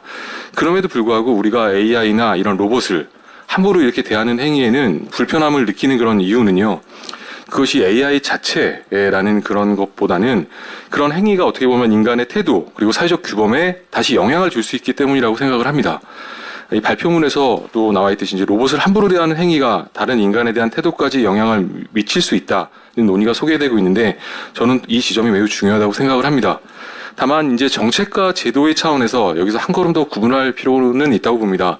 즉 AI에게 권리를 부여할 것인가의 그런 문제와 AI를 대하는 그런 인간의 행위를 어떻게 규율할 것인가의 문제는 구별되어야 한다고 보고요. 현재로서는 그런 어떻게 보면 전자보다는 후자가 훨씬 더 현실적인 그런 정책 과제라고 생각합니다. 정책 연구를 하는 입장에서는요. 예. 다시 말해서 우리에게 이제 더 시급한 것은 AI 권리를 논하는 것도 물론 중요하지만, 어떻게 보면 AI가 인간의 존엄, 평등, 개인정보, 자기결정권에 어떠한 영향을 미치는지 따져보고요. 그 영향을 통제할 수 있는 그런 규범, 절차를 만드는 게 중요하다고 생각합니다. 또 이러한 지점에서 이 두 번째 김희용 박사님 발표가 또 중요하다고 생각을 합니다. 아마 실천적 방향성을 제시해주고 있기 때문이라고 생각하는데요. 이 김희용 박사님 발표는 AI 기본법을 단순히 산업진흥 법제로 보지는 않고 조직과 절차를 통한 그런 기본권의 보장의 틀에서 일관했다는 점에서 매우 아마 공감하실 거라고 봅니다. 이 발표에 따르면 AI의 그런 발전은 차별, 불공정, 사생활 침해 같은 그런 새로운 기본권 문제를 유발하기도 합니다. 또 기술의 투명성이나 안전성만이 아니라 그것을 다루는 어떤 거버넌스의 구조 그리고 절차가 기본권 보호의 그런 실효성을 좌우하게 된다라고 말씀을 하십니다.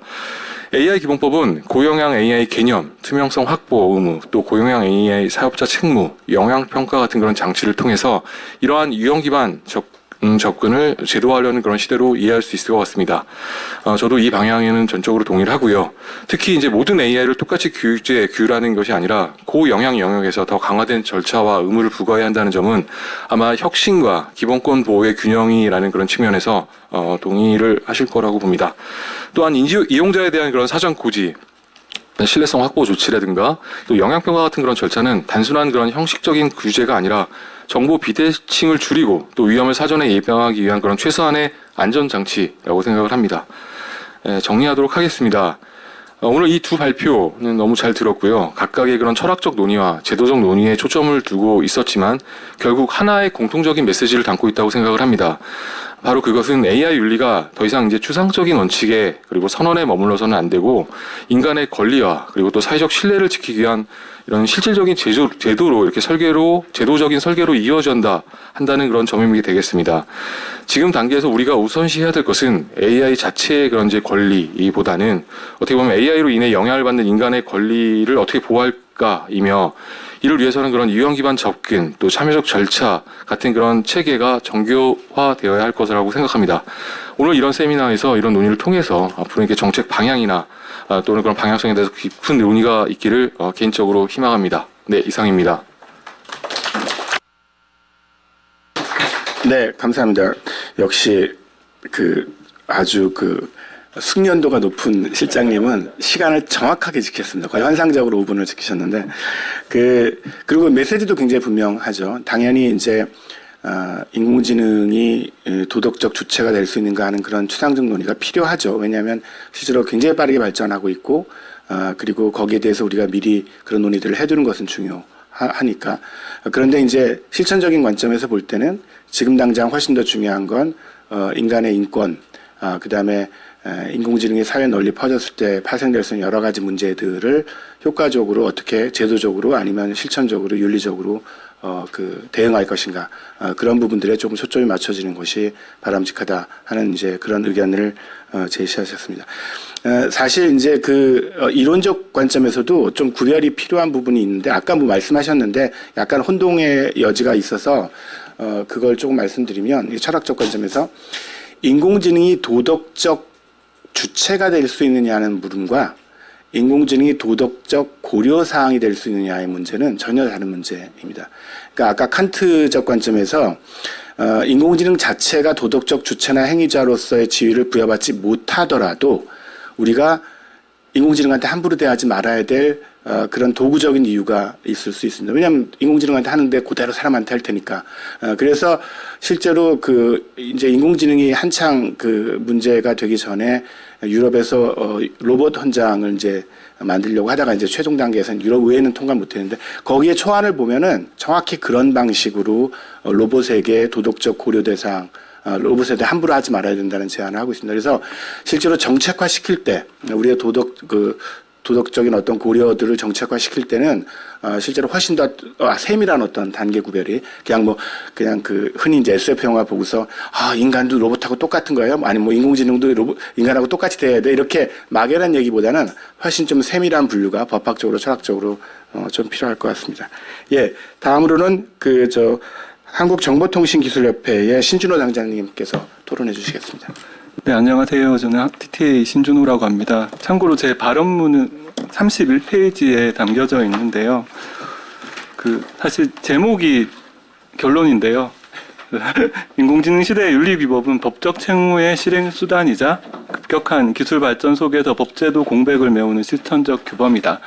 사실 오늘 주제 1 관련한 답이 사실 저는 법적 책무의 실행 수단으로 윤리 규범이 적극적으로 활용되어야 된다는 입장이고, 그다음에 이 주제가 굉장히 흥미로운, 어떻게 보면 AI 에이전트 시대에 결국에는 도구가 아닌 어떤 AI와 사람이 공존해야 되는 시대에, 그러면은 또한 이조차 법제도의 공백을 윤리 원칙과 실천 규범을 통해서 빨리 메꿀 수 있는 그런 어떤 역할을 해야 되지 않나라는 게 제 서두와 결론이고요.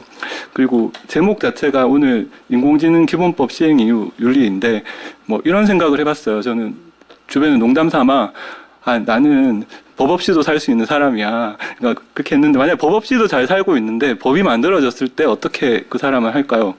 한번 질문을 던져봤거든요. 윤리적인 사람이라면 원래 하던 대로 했을 것 같아요. 왜냐하면 그 큰 틀에서는 그 법 제도라는 것들도 사회적인 어떤 공통적인 가치를 기반으로 하기 때문에, 원래 법 없이도 살 사람들은 원래 자기 걸 지키고, 또 사회가 변화하면 또 그거에 맞게 그 가치에 부합하게 행동할 텐데, 문제는 법이 있어야만 되는 사람들이 문제였던 거죠. 법이 있어야만 되는 분들은 법이 만들어졌으니까 법만 지키겠다라고 할 수 있는 그런, 이제 좀 어떻게 보면 그런 일들이 생길 것 같은데, 그런 부분을 윤리 어떤 규범으로서 좀 채워나가고 확산해야 되는 어떤 그런 부분들에 대해서 좀 혼자 생각을 해봤었고요. 다시 본론으로 돌아가면, 그래서 제목에서 말씀드린 것처럼 결국에는 법과 윤리는 상호 보완적으로 이렇게 작동을 해야 되고, 법에서 요구하는 어떤 큰 틀을 실제 윤리라는 어떤 도구가 실질적으로 실행할 수 있는 도구로서 활용이 되었으면 좋겠고, 김용 박사님이 말씀하셨던 그 발표문 중에 동태적 의사결정 체계, 기술 발전이 워낙 빠르니까 계속 변화하는 시대에 맞춰야 되는 법도, 그리고 절차적 구체성을 말씀하셨잖아요. 사실은 저희가 현업에서 느끼기에 이런 부분들이 법제도에 담기가 굉장히 불가능한 수준이에요. 그러니까 저희가 이제 표준 제정 단체이기도 한데, 이게 굉장히 한계점들을 많이 느끼고 있어서, 그럼 이런 빠른 기술들을 어떻게 대응할까라는 부분에 있어서 앞으로 윤리 원칙과 규범들이 굉장히 이전까지 다르게 큰 역할을 좀 담당해야 되지 않나라는 생각을 해봤습니다. 그래서 법이 어떤 큰 틀의 철로와 가드레일 역할이라면, 그 위에서 돌아가는 어떤 인공지능들을 구체적인 절차랑 방법을 전하는 것들은 결국 이해관계자들의 표준, 가이드라인, 실천 규범을 통해서 완결이 돼야 될 것 같다고 생각을 하고 있고요. 또 두 번째, 또 넘어가서 AI 사람 공존에 대한 어떤 주제를 던져셨기 때문에 이 주제에서 저는 이제 자율성을 가진 에이전트가 지금 굉장히 핫한 토픽인데 한 4가지 정도를 앞으로 많이 다루게 되지 않을까라고 생각을 하고 있습니다. 뭐 간단하게 말씀드리면 첫째는 이제 AI가 도구가 아니죠. 같이 이제 동료로서 같이 일하는 협력 파트너이고요. 사실 지금 이 발언문도 제가 AI와 열심히 토론을 해서 다듬은 문서입니다. 예, 지금 근데 프로그램을 아시는 분들은 이미 뭐 떼내야 떼놓을 수 없는 그 바이브 코딩이라든지 에이전틱 코딩을 통해서 사실상 도구가 아니에요. 예, 사실상 도구의 지위는 벗어났다라고 저희는 보고 있고 그런 새로운 관계 설정에 따른 협력 규범이 필요한 시기가 되어 있고요. 그러다 보니까 두 번째 이제 실질적인 통제 가능성. 단순히 예전에는 도구를 오작동하면 멈춰야지라고 했는데 협력 체계 공존을 하는 관점에서 단순히 이게 정지시킨다라는 게 조금 적절하지 않을 수 있잖아요. 그러니까 뭐 어떻게 보면은 뭐 저희가 CCTV 틀어놓고 뭐 하는지 보는 약간 그런 요즘 나오는 얘기 관측성 얘기가 나오거든요. observability라는 얘기들도 등장을 하고 있고 결국에는 이제 그런 측면에 또 통제 가능성이라는 범주도 조금 더 그 기술 발전에 맞도록 계속적으로 진화하고 있는 단계라는 말씀을 드리고 싶고 셋째는 결국엔 또 이제 같이 협력하는 도구이고 많은 자율적인 의사결정뿐만 아니라 행동에 의한 결과에 대한 책임 발생들이 생길 텐데 단순히 의사결정을 하는 게 아니라 행동을 통해서 뭔가 또 영향을 미치고 하는 것들이 사람과 상관없이 발생했을 때 어떻게 그러면 그 책임 소재와 했을 때 결과론적으로는 지금 최종적으로는 사람이 가져가야 되지 않나라는 생각을 가지고 있고요. 이 부분도 달라질 수 있을 것 같습니다. 그런 부분에 대한 어떤 나중에 향후에 법 체계 쪽이랑 연계될 수 있는 어떤 그런 윤리 어떤 어젠다 중에 하나일 것 같습니다. 마지막으로 지금 뭐 인간이 AI에 대한 대체 얘기가 나오잖아요. 그러다 보면 사람이 뭐 하지? 라는 이런 부분이 드디어 도구로서 활용하는 것과 같이 하는데 이 AI가 너무 뛰어나. 그랬을 때 느끼는 인간의 어떤 어떻게 보면은 나는 왜 이거밖에 못하지? 이 얘기를 샘 알트만이 했었어요. 아시겠지만 샘 알트만이 어느 날 일어나서 써봤는데 무력감을 느꼈다라는 얘기를 몇 달 전에 했었거든요. 그런 부분들이 또 사회 문제화가 될 수 있기 때문에 이런 부분들도 좀 법에서는 이런 걸 어떻게 규제 측면이 아니지만 앞으로 향후 인공지능 윤리나 이런 정책 철학 하시는 분들이 좀 많이 다룰 수밖에 없는 주제가 되지 않을까라고 해서 이렇게 4가지 정도로 좀 AI와 사람 간의 관계에 대해서 한번 좀 재미있는 주제라고 생각해서 정리해봤습니다. 네, 감사합니다.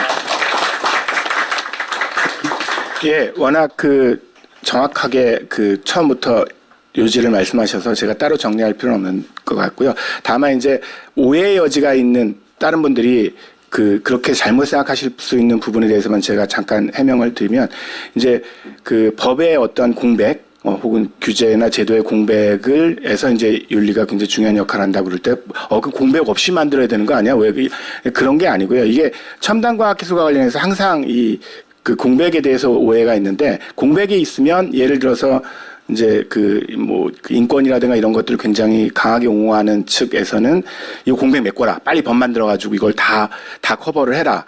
이렇게 주장하는 분들이 계시고 이제 그 공백에 대해서 그걸 메꾸면은 우리는 되게 힘들어진다. 기술 개발도 힘들어지고 산업도 힘들어진다. 그러니까 그대로 좀 놔둬라. 뭐 그렇게 양쪽에 이제 팽팽한 줄다리기가 있는데 사실은 그것 때문에 꼭 공백이 생긴다기보다는 특히 인공지능과 같은 첨단 과학 기술은 여러 분들께서 말씀하셨지만 굉장히 열려있는 기술입니다. 이게 사실 어디로 튈지도 모르고 어떤 내용이 나올지도 모르고 벌써 작년에 인공지능과 올해 인공지능이 손정진 장님께서 모두사에서 말씀하셨지만 정말 다르거든요. 새로운 쟁점들이 끊임없이 나오고 그러니까 이걸 모든 어떤 쟁점들마다 전부 다 법으로 아니면 제도로 묶어둬야겠다라는 생각은 현실적으로 굉장히 역풍을 맞을 수 있어요. 왜냐하면 좋은 의도로 만들었던 법이 나중에 여러 면에서 오히려 역으로 인권을 오히려 억압하는 도구를 사용되거나 아니면 굉장히 다른 어떤 피해를 줄 수 있어서 그래서 단장님께서 강조하신 그 윤리의 역할이 이게 공백을 그냥 수동적으로 메우는 게 아니라 굉장히 적극적으로 이 공백 상황에서 탐색하고 어떤 게 바람직한지 따져보고 그리고 필요한 부분은 이제 법이나 제도 부분들로 강화시키고 뭐 이런 어떤 굉장히 중요한 역할을 담당한다는 그 점을 좀 기억해 주셨으면 좋겠습니다. 네, 다음에 심지원 그 동국대학교 교수님 그 토론 부탁드립니다. 네, 안녕하십니까. 일단 저는 그 학교에 있어서 윤리학이라는 그 틀에 갇혀져 있는데 요즘 인공지능 윤리 논의하면서 문정욱 실장님께 많이 깨지고 많이 배우고 많이 성장하고 있는데 오늘 이렇게 다양한 분야의 선생님들의 고견을 들을 수 있어서 매우 영광이고요. 또 제가 개인적으로 너무나 존경하는 이상욱 교수님, 저희 철학계에서 역할을 크게 해주고 계셨는데 산업계와 공학계에서 뺏어가셨습니다. 그래서 제가 많이 못 뵈어가지고 너무 아쉬워하고 있는데 이런 자리에서 두 번이나 뵐 수 있어서 너무 영광입니다. 네, 저는 그리고 철학하는 사람도 시간을 잘 지킬 수 있다는 것을 보여드리도록 하겠습니다.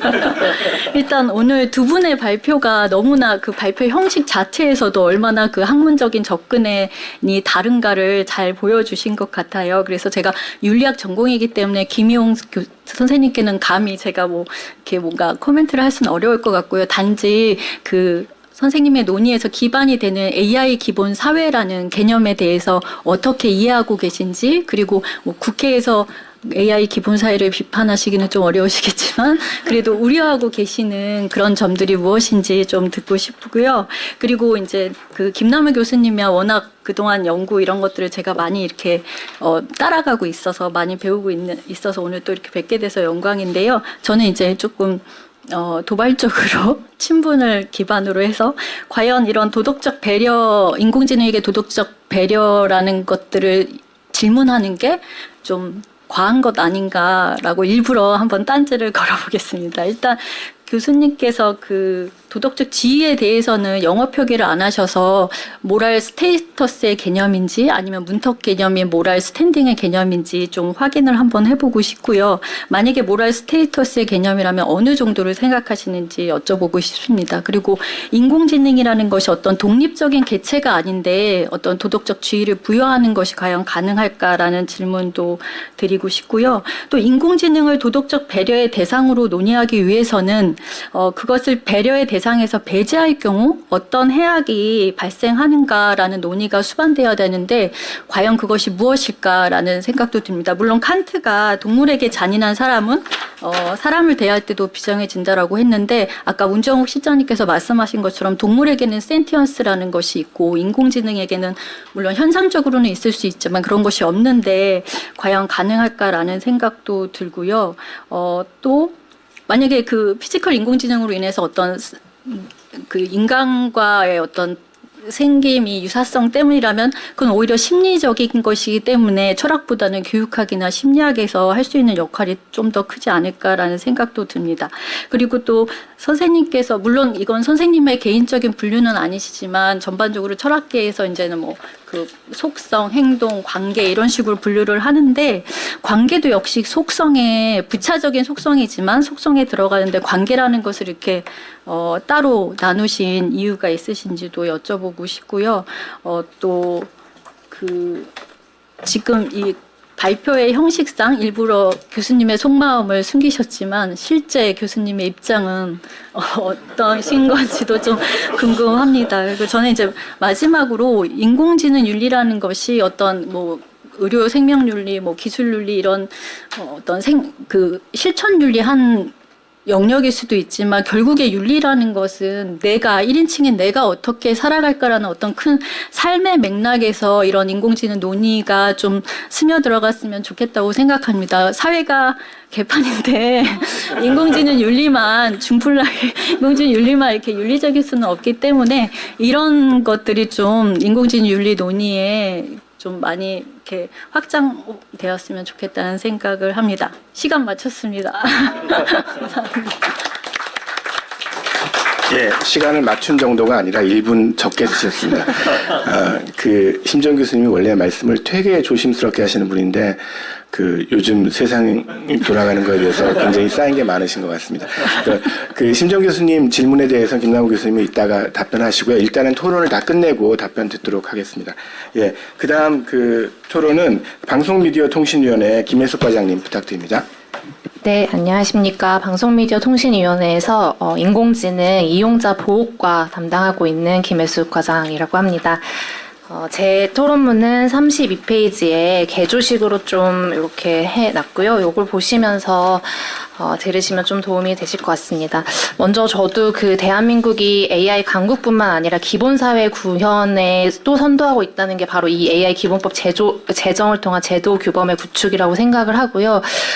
이 법을 시행할 수 있도록 도와주신 국회 과방위 위원님들, 특히 김영 간사님의 헌신과 노력에 정말 감사드리는데 여기에 그치지 않고 이어서 바로 이렇게 AI 기본법 이후에 AI 윤리라는 비전을 제시해 주셔서 너무 개인적으로도 너무 반갑고 저희 조직의 어떤 정책 방향과도 너무 맞닿아 있어서 토론회를 준비해 주신 인터넷 윤리학회와 키스티에도 감사의 말씀을 드리도록 하겠습니다. AI 기본법 총괄하는 과기정통부뿐만 아니라 저희 방미통일을 포함한 정부 부처는 이 AI 기본법이 AI 발전 촉진에만 국한되지 않고 국민의 안전과 권리 그리고 신뢰를 함께 지키기 위한 최소한의 제도적 약속이라는 점을 잘 인지하고 있습니다. 특히 AI 기본법 제정 과정에서 인공지능 산업 전반에 대한 일관되고 포괄적인 원칙으로서 그리고 일반법적 지위로서 AI 기본법을 먼저 세팅하고 이후 세부 산업 분야별로 지능이든 규제든 또 다루는 그 개별법을 향후 AI 기본법과 조응을 이뤄 나가면서 설계하라고 방침을 주셨던 부분들이 분명히 있기 때문에 그 부분도 저희가 유념하면서 정책을 수립해 나가고 있습니다. 그런 관점에서 첫 번째 발제문에 대해 좀 말씀을 드려보도록 하겠습니다. 저희야 워낙에 통신 분야의 이용자 보호를 주요 미션으로 하는 규제 기관이다 보니 이 발제문의 문제 의식에 대해서는 더할 나위 없이 공감을 하고 있습니다. 저희는 이제 통신망을 활용한 AI 서비스, 그리고 거기에서 엔드 유저, 최종 이용자, 그러니까 다시 말해서 지금 사실 AI 기본법상에서 고영향 AI에서 이용자라고 하면 이제 사실상 은행이나 병원과 같은 이용 사업자로 이제 좀 해석이 되는 것으로 이제 이렇게 좀 이렇게 잡혀가고 있는 것 같은데 저희는 이제 그 대중적인 통신 서비스에서 AI 서비스를 이용하는 이용자 일반 국민을 어떻게 보호할 것인가 이런 부분들에 대한 고민을 많이 하고 있습니다. 그러다 보니 이제 아무래도 이렇게 개별 이용자 일반 국민으로 봤을 때는 서비스 제공자와 이용자 간의 비대칭성 정도도 매우 크다는 문제점을 가지고 있기 때문에요. 발제문에서 이제 참여나 절차적 관점을 통해서 이걸 제도화하자는 부분에 대해서 너무나 공감을 하고 있습니다. 그래서 방미통이 역시 일반 이용자에게 서비스의 한계, 오류 발생 가능성, 그리고 이미 피해가 발생해버린 이후의 구제 절차 등에 대해서 그러한 정보가 절차적 단계에서 제공될 수 있는 제도가 무엇인지에 대한 고민도 하고 있습니다. 그리고 아까 독립화된 이용자 보호 업무 평가 이런 말씀도 해주셨는데 저희는 이제 이미 현행 법령상 정보통신 서비스에서 이용자 보호 업무 평가를 독립적으로 하고 있고 또 피해가 발생했을 때의 형식적 절차로서 분쟁 조정 제도도 가지고 있기 때문에요. 이러한 제도를 향후에 이제 AI 서비스의 특수성을 반영해서 보완해서 운영하는 방안도 검토하고 있습니다. 그리고 이제 발제문에서는 지능과 기본권 보호가 충돌할 경우 양자가 이제 균형적 관점으로 추진이 되려면 보호나 규제 이런 측면에서는 이를 전담할 독립적 합의제 행정기관의 필요성에 대해서 좀 말씀을 해주셨는데 이 부분에 대해서도 조금 말씀을 드리고 싶습니다. 이러한 구조는 사실 정보통신 분야에서 지능과 규제를 이원화하는 거버넌스, 그래서 지능을 어느 정도 담당하는 독임제 과기정통부 그리고 규제를 담당하는 합의제로서 방송미디어통신위원회가 이렇게 작동되는 선례가 있는 만큼 그 실효성이나 현실 가능성 측면에서 매우 유용한 접근이라고 생각을 합니다. 다만 이제 발제문에서는 AI 전략위가 지능부처 소관이라 이해상충 문제가 내재되어 있다고 하지만 제가 봤을 때는 소위 간사기관의 과기정통부가 맡고 있을 뿐 AI 전략위는 AI 기본법에서 별도 위원회를 구성하고 주요 정책사항을 독립적으로 심의 의결하도록 하고 있고 특히나 고영향 인공지능 규율 등에 관한 사항도 심의 의결 대상으로 삼고 있다는 점을 좀 강조드리고 싶은데요. 따라서 AI 전략위 산하에 별도의 AI 규제를 두기보다는 AI 전략위에 이미 가지고 있는 심의 의결을 좀 고도화하고 내실화하는 방안을 검토해 볼 수 있다라고 생각을 드리는데요. 이렇게 하는 것이 컨트롤 타워로서 과기정통부 AI AI 전략위가 기능하고 개별 산업의 지능과 규제는 담당 부처에서 또 조응하는 것을 기본 전제로 하는 AI 기본법과 거기서 설계하고 있는 거버넌스가 맞닿아 있다라고 생각하기 때문입니다. AI로 인한 기본권 침해는 결국 특정 산업 분야에서 구체적인 형태로서의 재산권 침해, 인격권 침해, 신체에 대한 위협 등의 침입 현상으로 발생될 수밖에 없다라고 생각을 하는데요. 그렇다면 이에 대한 구체적인 조사나 시정 조치 또한 특정 산업 분야의 특성을 구체적으로 반영하는 것이 바람직하며 우리 정부는 이미 개보위, 금융위, 공정위, 방미통위 등 합의제 성격의 전문 규제 기관을 보유하고 있는 만큼 이 틀을 최대한 활용하는 것이 효율적일 수도 있다는 점을 좀 생각해 볼 필요가 있다고 말씀드리고 싶습니다. 다음으로 그 김남우 교수님의 발제문 같은 경우는 사실은 이제 정부 정책에만 항상 매몰돼 있다가 오랜만에 이런 좀 머리를 쓰는 교양적인 발제를 문을 읽느라 머리는 아팠지만 정말로 너무 흥미롭게 들었고요.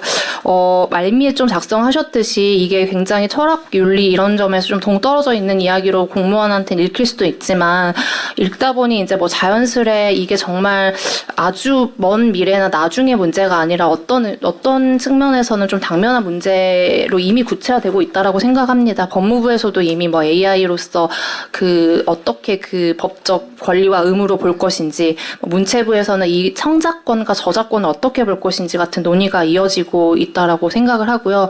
개인적으로 저는 이제 이 이슈를 보면서 최근에 몰트북에서 AI 봇들끼리 굉장히 논쟁적인 대화를 했던 그런 사례들이 좀 떠올랐는데 이런 AI 봇들 간의 부적절한 대화가 이제 불법 유해 정보로까지 이르렀을 때 AI 봇이 작성한 불법 유해 정보를 어떻게 우리가 규율해야 하는지 할 수 있는지, 또는 AI 봇을 대상으로 하는 이런 불법 유해 정보는 또 어떻게 할 수 있는지에 대한 고민을 이제는 좀 할 때가 됐다고 생각을 했는데, 아까 이상욱 교수님께서 도덕적 주체로 볼 것인지 도덕적 고려 대상으로 볼 것인지는 좀 구분해야 된다라는 게 좀 갑자기 큰 힌트가 됐던 것 같고요. 그런 측면에서 좀 앞으로 방향을 잡을 때 분명히 고려해야 될 중요한 메시지라고 말씀을 주셨던 것 같습니다.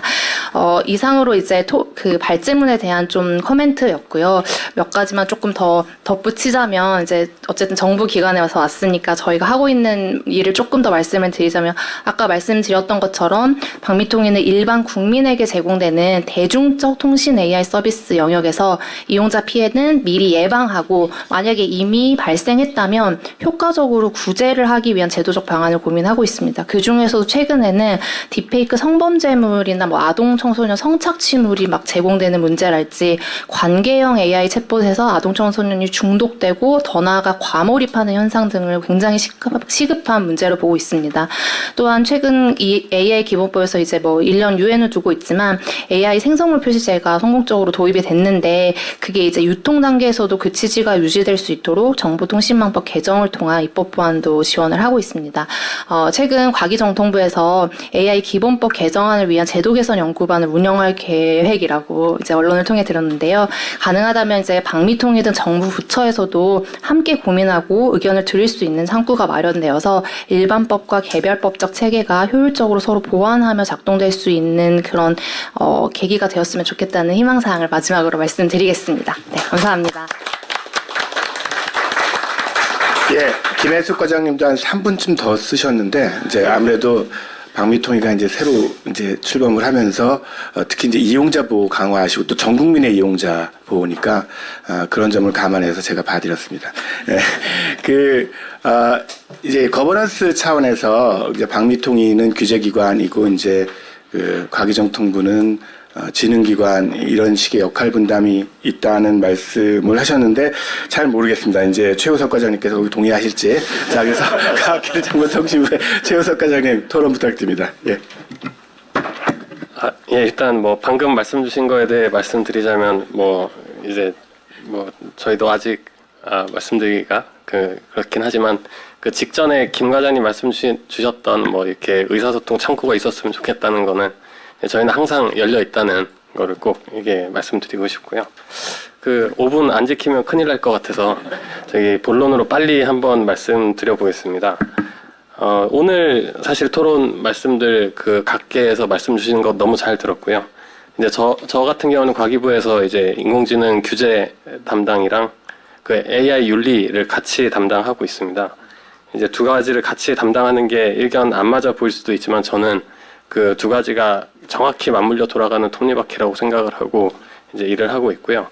그 오늘 논의도 이제 어떻게 보면 뭐 추상적인 AI에 대해서 이것이 뭐 도덕적인 뭐 대상인가 같은 그런 추상적 논의와 아니다 뭐 AI 뭐 도덕 뭐 인권을 줄까 말까 고민보다는 이제 실천적인 차원에서 논의하는 게 우선이다 이런 식의 이제 그 다양한 의견들 이렇게 말씀 주셨는데 이제 저는 사실 두 가지가 모두 함께 이제 같이 발전해 나가야지 비로소 뭔가 완성이 될 수 있을 거라고 생각을 하는 입장입니다.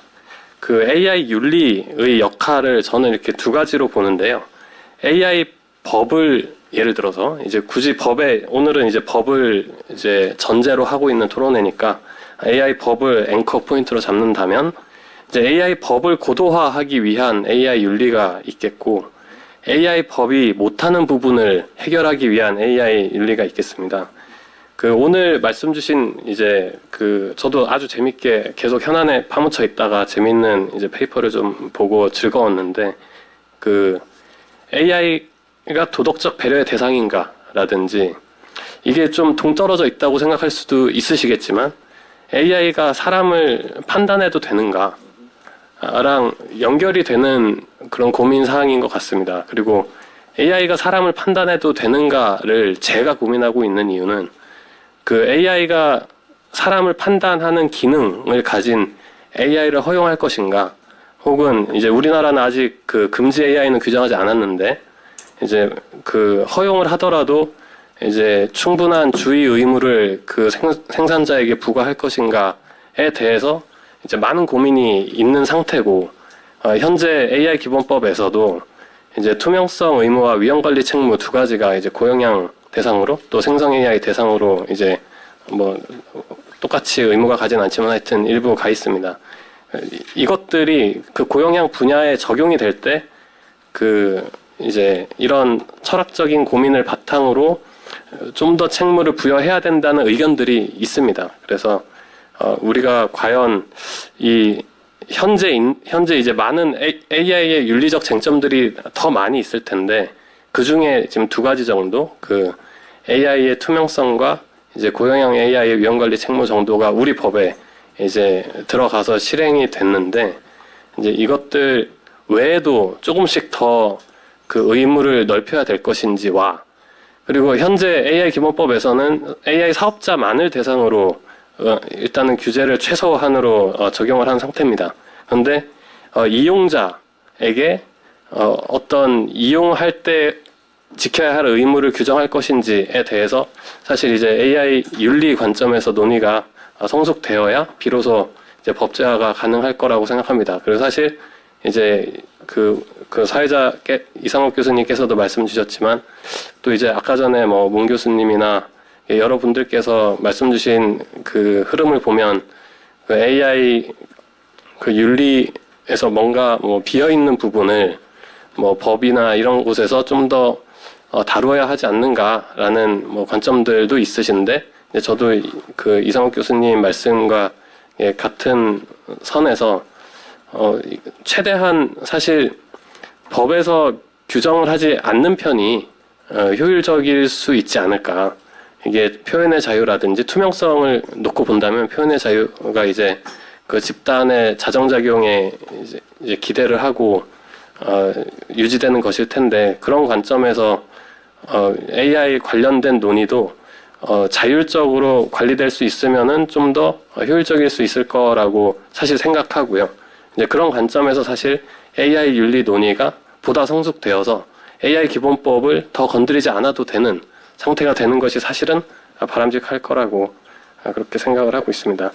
그래서 일단 한 가지 포인트를 말씀드리고 싶었고 두 번째로 말씀 한 가지만 이제 첨언을 하자면 어쨌든 AI 윤리의 혹은 AI와 관련해서 그 실천자들은 크게 세 가지 분류인 것 같습니다. AI 생산자와 AI 이용자와 사회 이렇게 세 가지로 구분이 되는 것 같고 아까 서두에 말씀드린 것처럼 AI 기본법은 이제 생산자에 대해서만 일부 역할을 규율하고 사회에 대해서 어떤 역할을 하라고 이제 AI 전략위를 구성한다든지 등의 일부 역할을 규정하고 있습니다. 그런데 사실은 이제 이용자들도 그 AI를 대하는 데 있어서 많은 주의를 기울여야 하고 생산자들 뭐 당연합니다. 그래서 우리 모두가 무엇을 더 AI 좀 더 그 지속 가능하고 인간 중심적인 인공지능 이 생태계가 조성되는데 우리가 어떤 역할을 해야 되는지 각자 계속 잘 고민해 나갈 수 있으면 좋을 것 같고 그렇게 사회 논의가 성숙할 수 있도록 계속 지원하고 노력하겠습니다. 감사합니다. 예, 제가 압력 넣기를 잘했네요. 역시 5분을 딱 지키시네요. 이제 어댑티브 가버넌스라고 얘기하는데요. 적응적 가버넌스. 이게 그 유엔을 비롯한 국제기구에서 첨단 과학 기술을 다룰 때는 AI뿐만이 아니라 기본적인 태도입니다. 이유는 아까 말씀드렸던 것 때문이에요. 이게 지금 이 과학 기술이 아직 완성된 상태가 아닌 상태에서는 그 적극적으로 규제를 하는 게 윤리적으로 꼭 바람직하지 않을 수 있어요. 나중에 오히려 덫이 될 수 있거든요. 하지만 중요한 포인트가 있는데 그렇다고 최소주의는 아닙니다. 무조건 적게 규제해야 돼. 그런 건 아니고요. 어댑티브 가버넌스의 핵심은 모니터링에 있습니다. 그러니까 계속 기술 발전과 기술과 사회의 관계들을 살펴보면서 아까 박미통에서 강조하는 이용자 보호가 제대로 이루어지고 있는지 인권이 제대로 지켜지고 있는지 만약 거기서 문제가 심각하고 이거는 법적으로 규제가 필요하다고 생각하면 바로 어댑티브하게 규제들을 만들어내는 그러니까 규제를 최소화하자는 입장이 아니라 적절하게 하자는 입장인데 그것을 가능하게 하는 것들은 과장님 강조하셨지만 그 윤리가 훨씬 더 적극적 역할을 할 수 있는 그런 어떤 공간들을 아까 그 말씀 되게 멋있었어요. 그러니까 AI 기본법을 고도화하는 윤리만이 아니라 AI 기본법을 넘어서는 영역에서도 윤리가 그 활동을 제가 이제 AI 윤리를 하는 입장에서 굉장히 사심이 가득한 발언이었습니다. 그리고 오늘 행사가 또 한국인터넷윤리학회의 공동주최로 이루어진다는 점도 고려를 해주셨으면 하고요. 자, 일단 김남호 교수님께서 아까 그 심재훈 교수님 그 질문하신 거에 대해서 답변을 주신 다음에 그 다음에 조금 더 뭐 플로우나 아니면 좀 더 토론을 이어보도록 하겠습니다. 네, 부탁드립니다. 네, 심지원 교수님 정말 날카로운 질문, 저 자극이 많이 됐고요. 답변을 이제 5분 안에 드리겠습니다. 첫 번째는 모럴 스탠딩과 모럴 스테이투스 구분인데요. 제가 연구하면서 읽었던 논문들에서는 이 두 개념을 거의 동의어처럼 사용하고 있는 경우가 많았습니다. 다만 이제 이게 임계의 문제이냐 정도의 문제이냐는 매우 중요할 수 있습니다. 근데 다만 아까 제가 소개해드렸던 입장들 중에서 인공지능이나 로봇에게 도덕적 지위를 줘야 된다라고 하는 입장이 서로 다르기 때문에 각 입장에서 임계값이 중요하냐 아니면 정도의 값으로 기준을 삼느냐에 따라서 좀 천차만별의 결과가 나올 거라 생각하고요.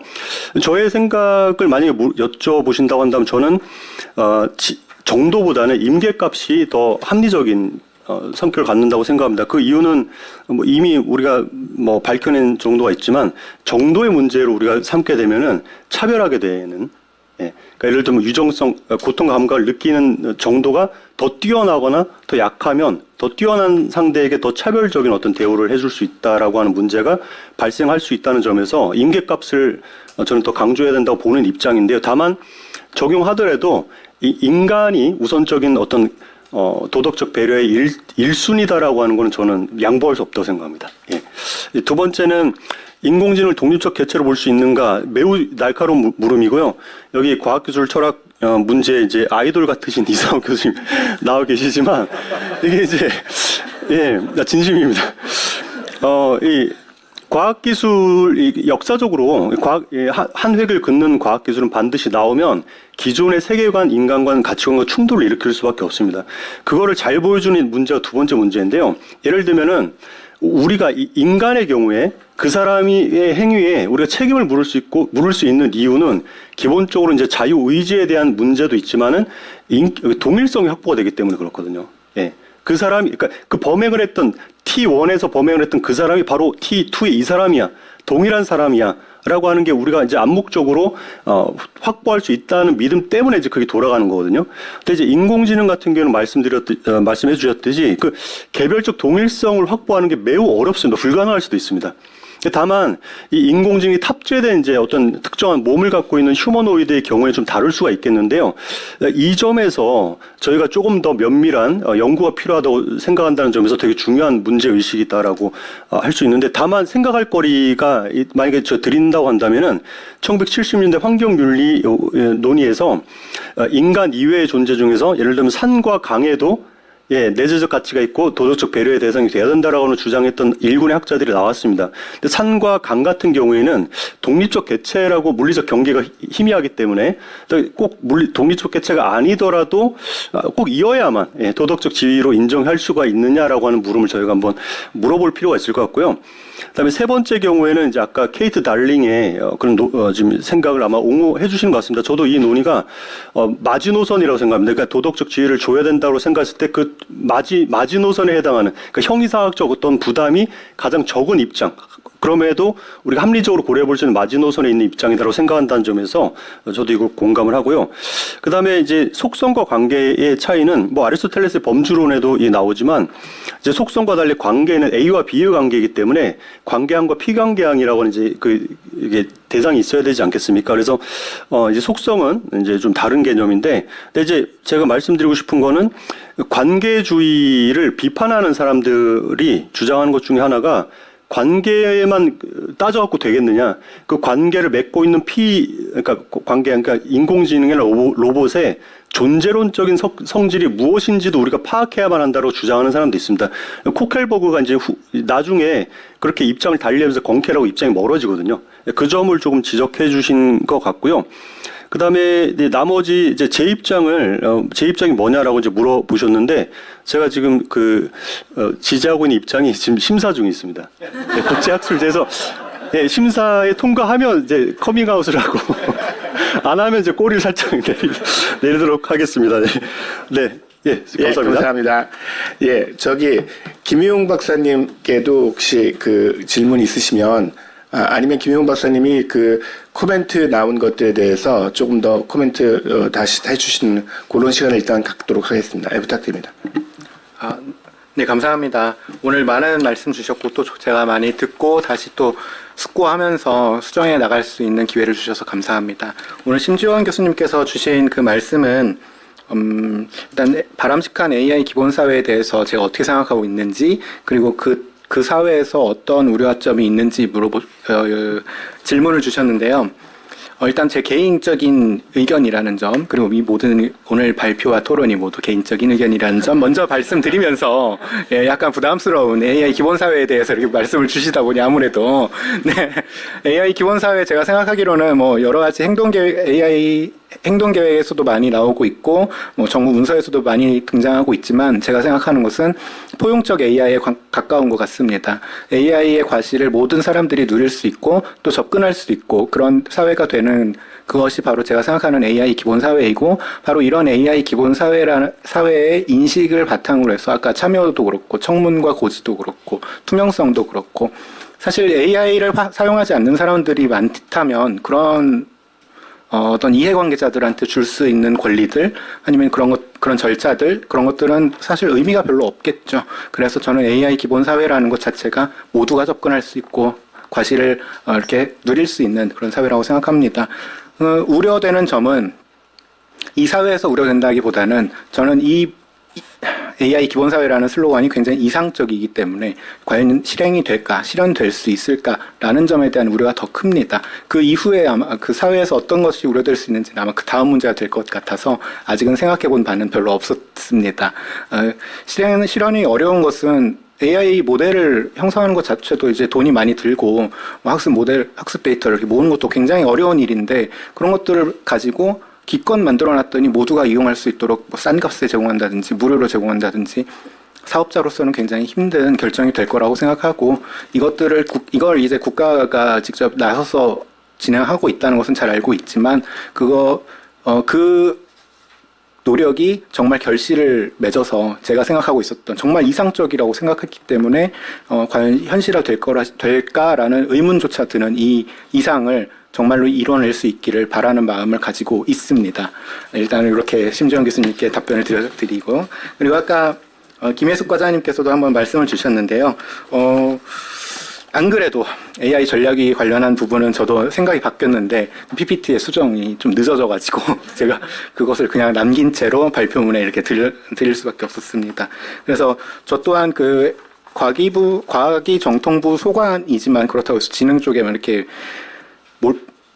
기능이 몰려 있다고 저는 생각은 하지 않습니다. 물론 균형적으로 하실 거고 간사기관으로서 그렇게 대통령 소속위원회이기도 하니까 그런 점들은 물론 여러 의견들을 다 들어서 정책 조정을 하실 거라고 저도 믿고 있지만 말씀 주신 그 내용들 전략유 기능을 심화 고도화하고 또 이제 그 외에 이제 전문 분야 규제 체계를 활용하는 것들 이거는 제가 사실 생각해 보지 못했던 부분이기 때문에 더 고려를 해보고 다시 한번 말씀드리지만 이런 거버넌스 문제는 굉장히 또 민감하기 때문에 저의 개인적인 의견이라는 점 다시 한번 밝히면서 예, 저 그렇게 과장님께서 주신 의견도 다시 한번 고려해서 나중에 연구 논문으로도 발표할 수 있도록 해보겠습니다. 감사합니다. 네, 감사합니다.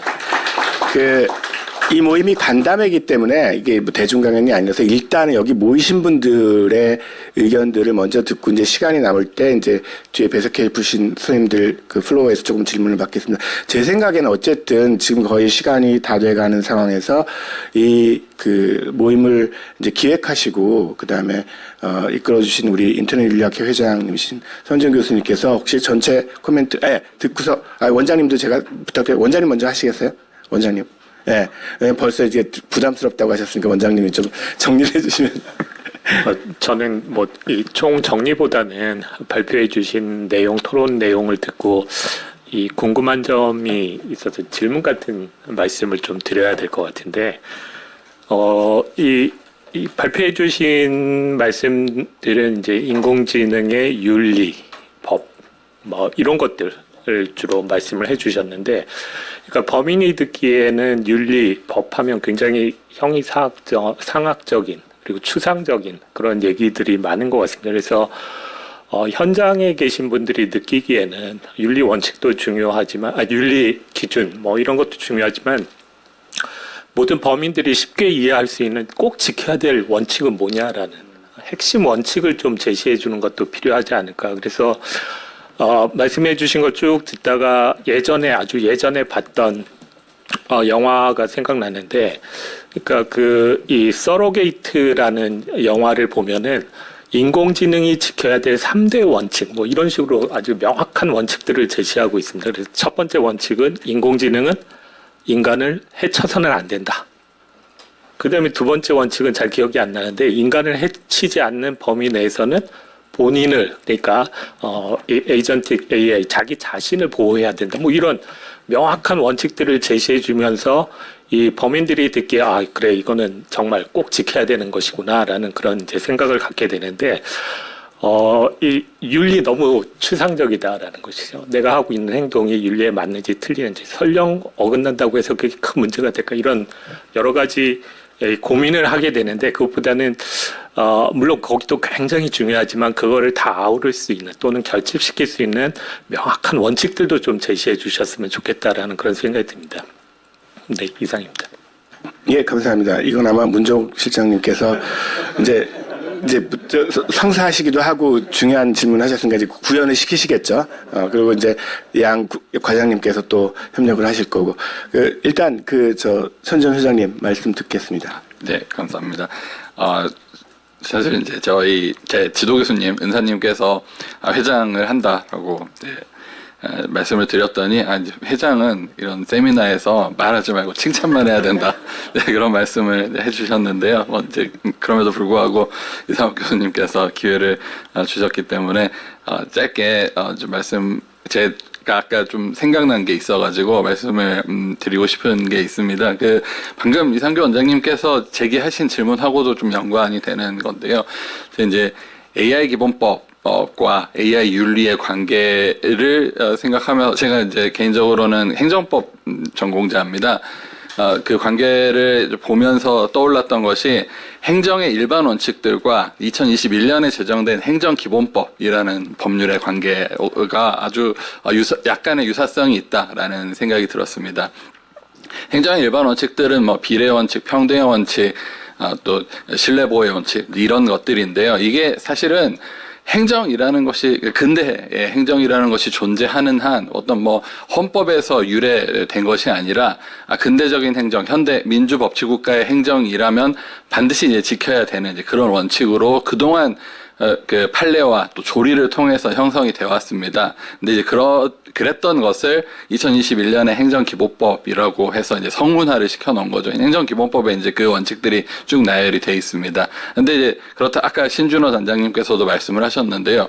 그렇다고 해서 행정기본법에 있는 원칙들만이 다 이제 그게 다냐? 그게 아니라 여전히 행정의 기본 원칙들은 국가 행정, 지자체 행정을 규율하는 일반적인 원칙으로 이제 작용을 계속 해 나가야 되고 점점 범위를 넓혀가기도 하고 어떤 경우에는 이제 좁혀가기도 하고 그런 것들인데요. 이제 그런 원칙들, 추상적인 원칙들이 어떻게 실제 행정에서 이제 발현이 되느냐 하는 것이 실제 여러 가지 실무적인 일들, 사건들 이런 것들에서 이제 물론 이제 가장 이제 그 귀결이 되는 것은 행정 소송으로 이제 귀결이 되겠습니다만 마지막에 이제 법관이 하는 일이지만 법관이 이제 이런 것들을 법 발견과 사실 발견들을 통해서 그 일반적이고 추상적인 원칙들을 구체적으로 어떻게 적용해야 될지를 이제 계속해서 이제 제시를 하고 그 선례들이 이제 쌓이다 보니까 추상적인 어떤 행정의 일반 원칙이 어떤 사례, 뭐 운전면허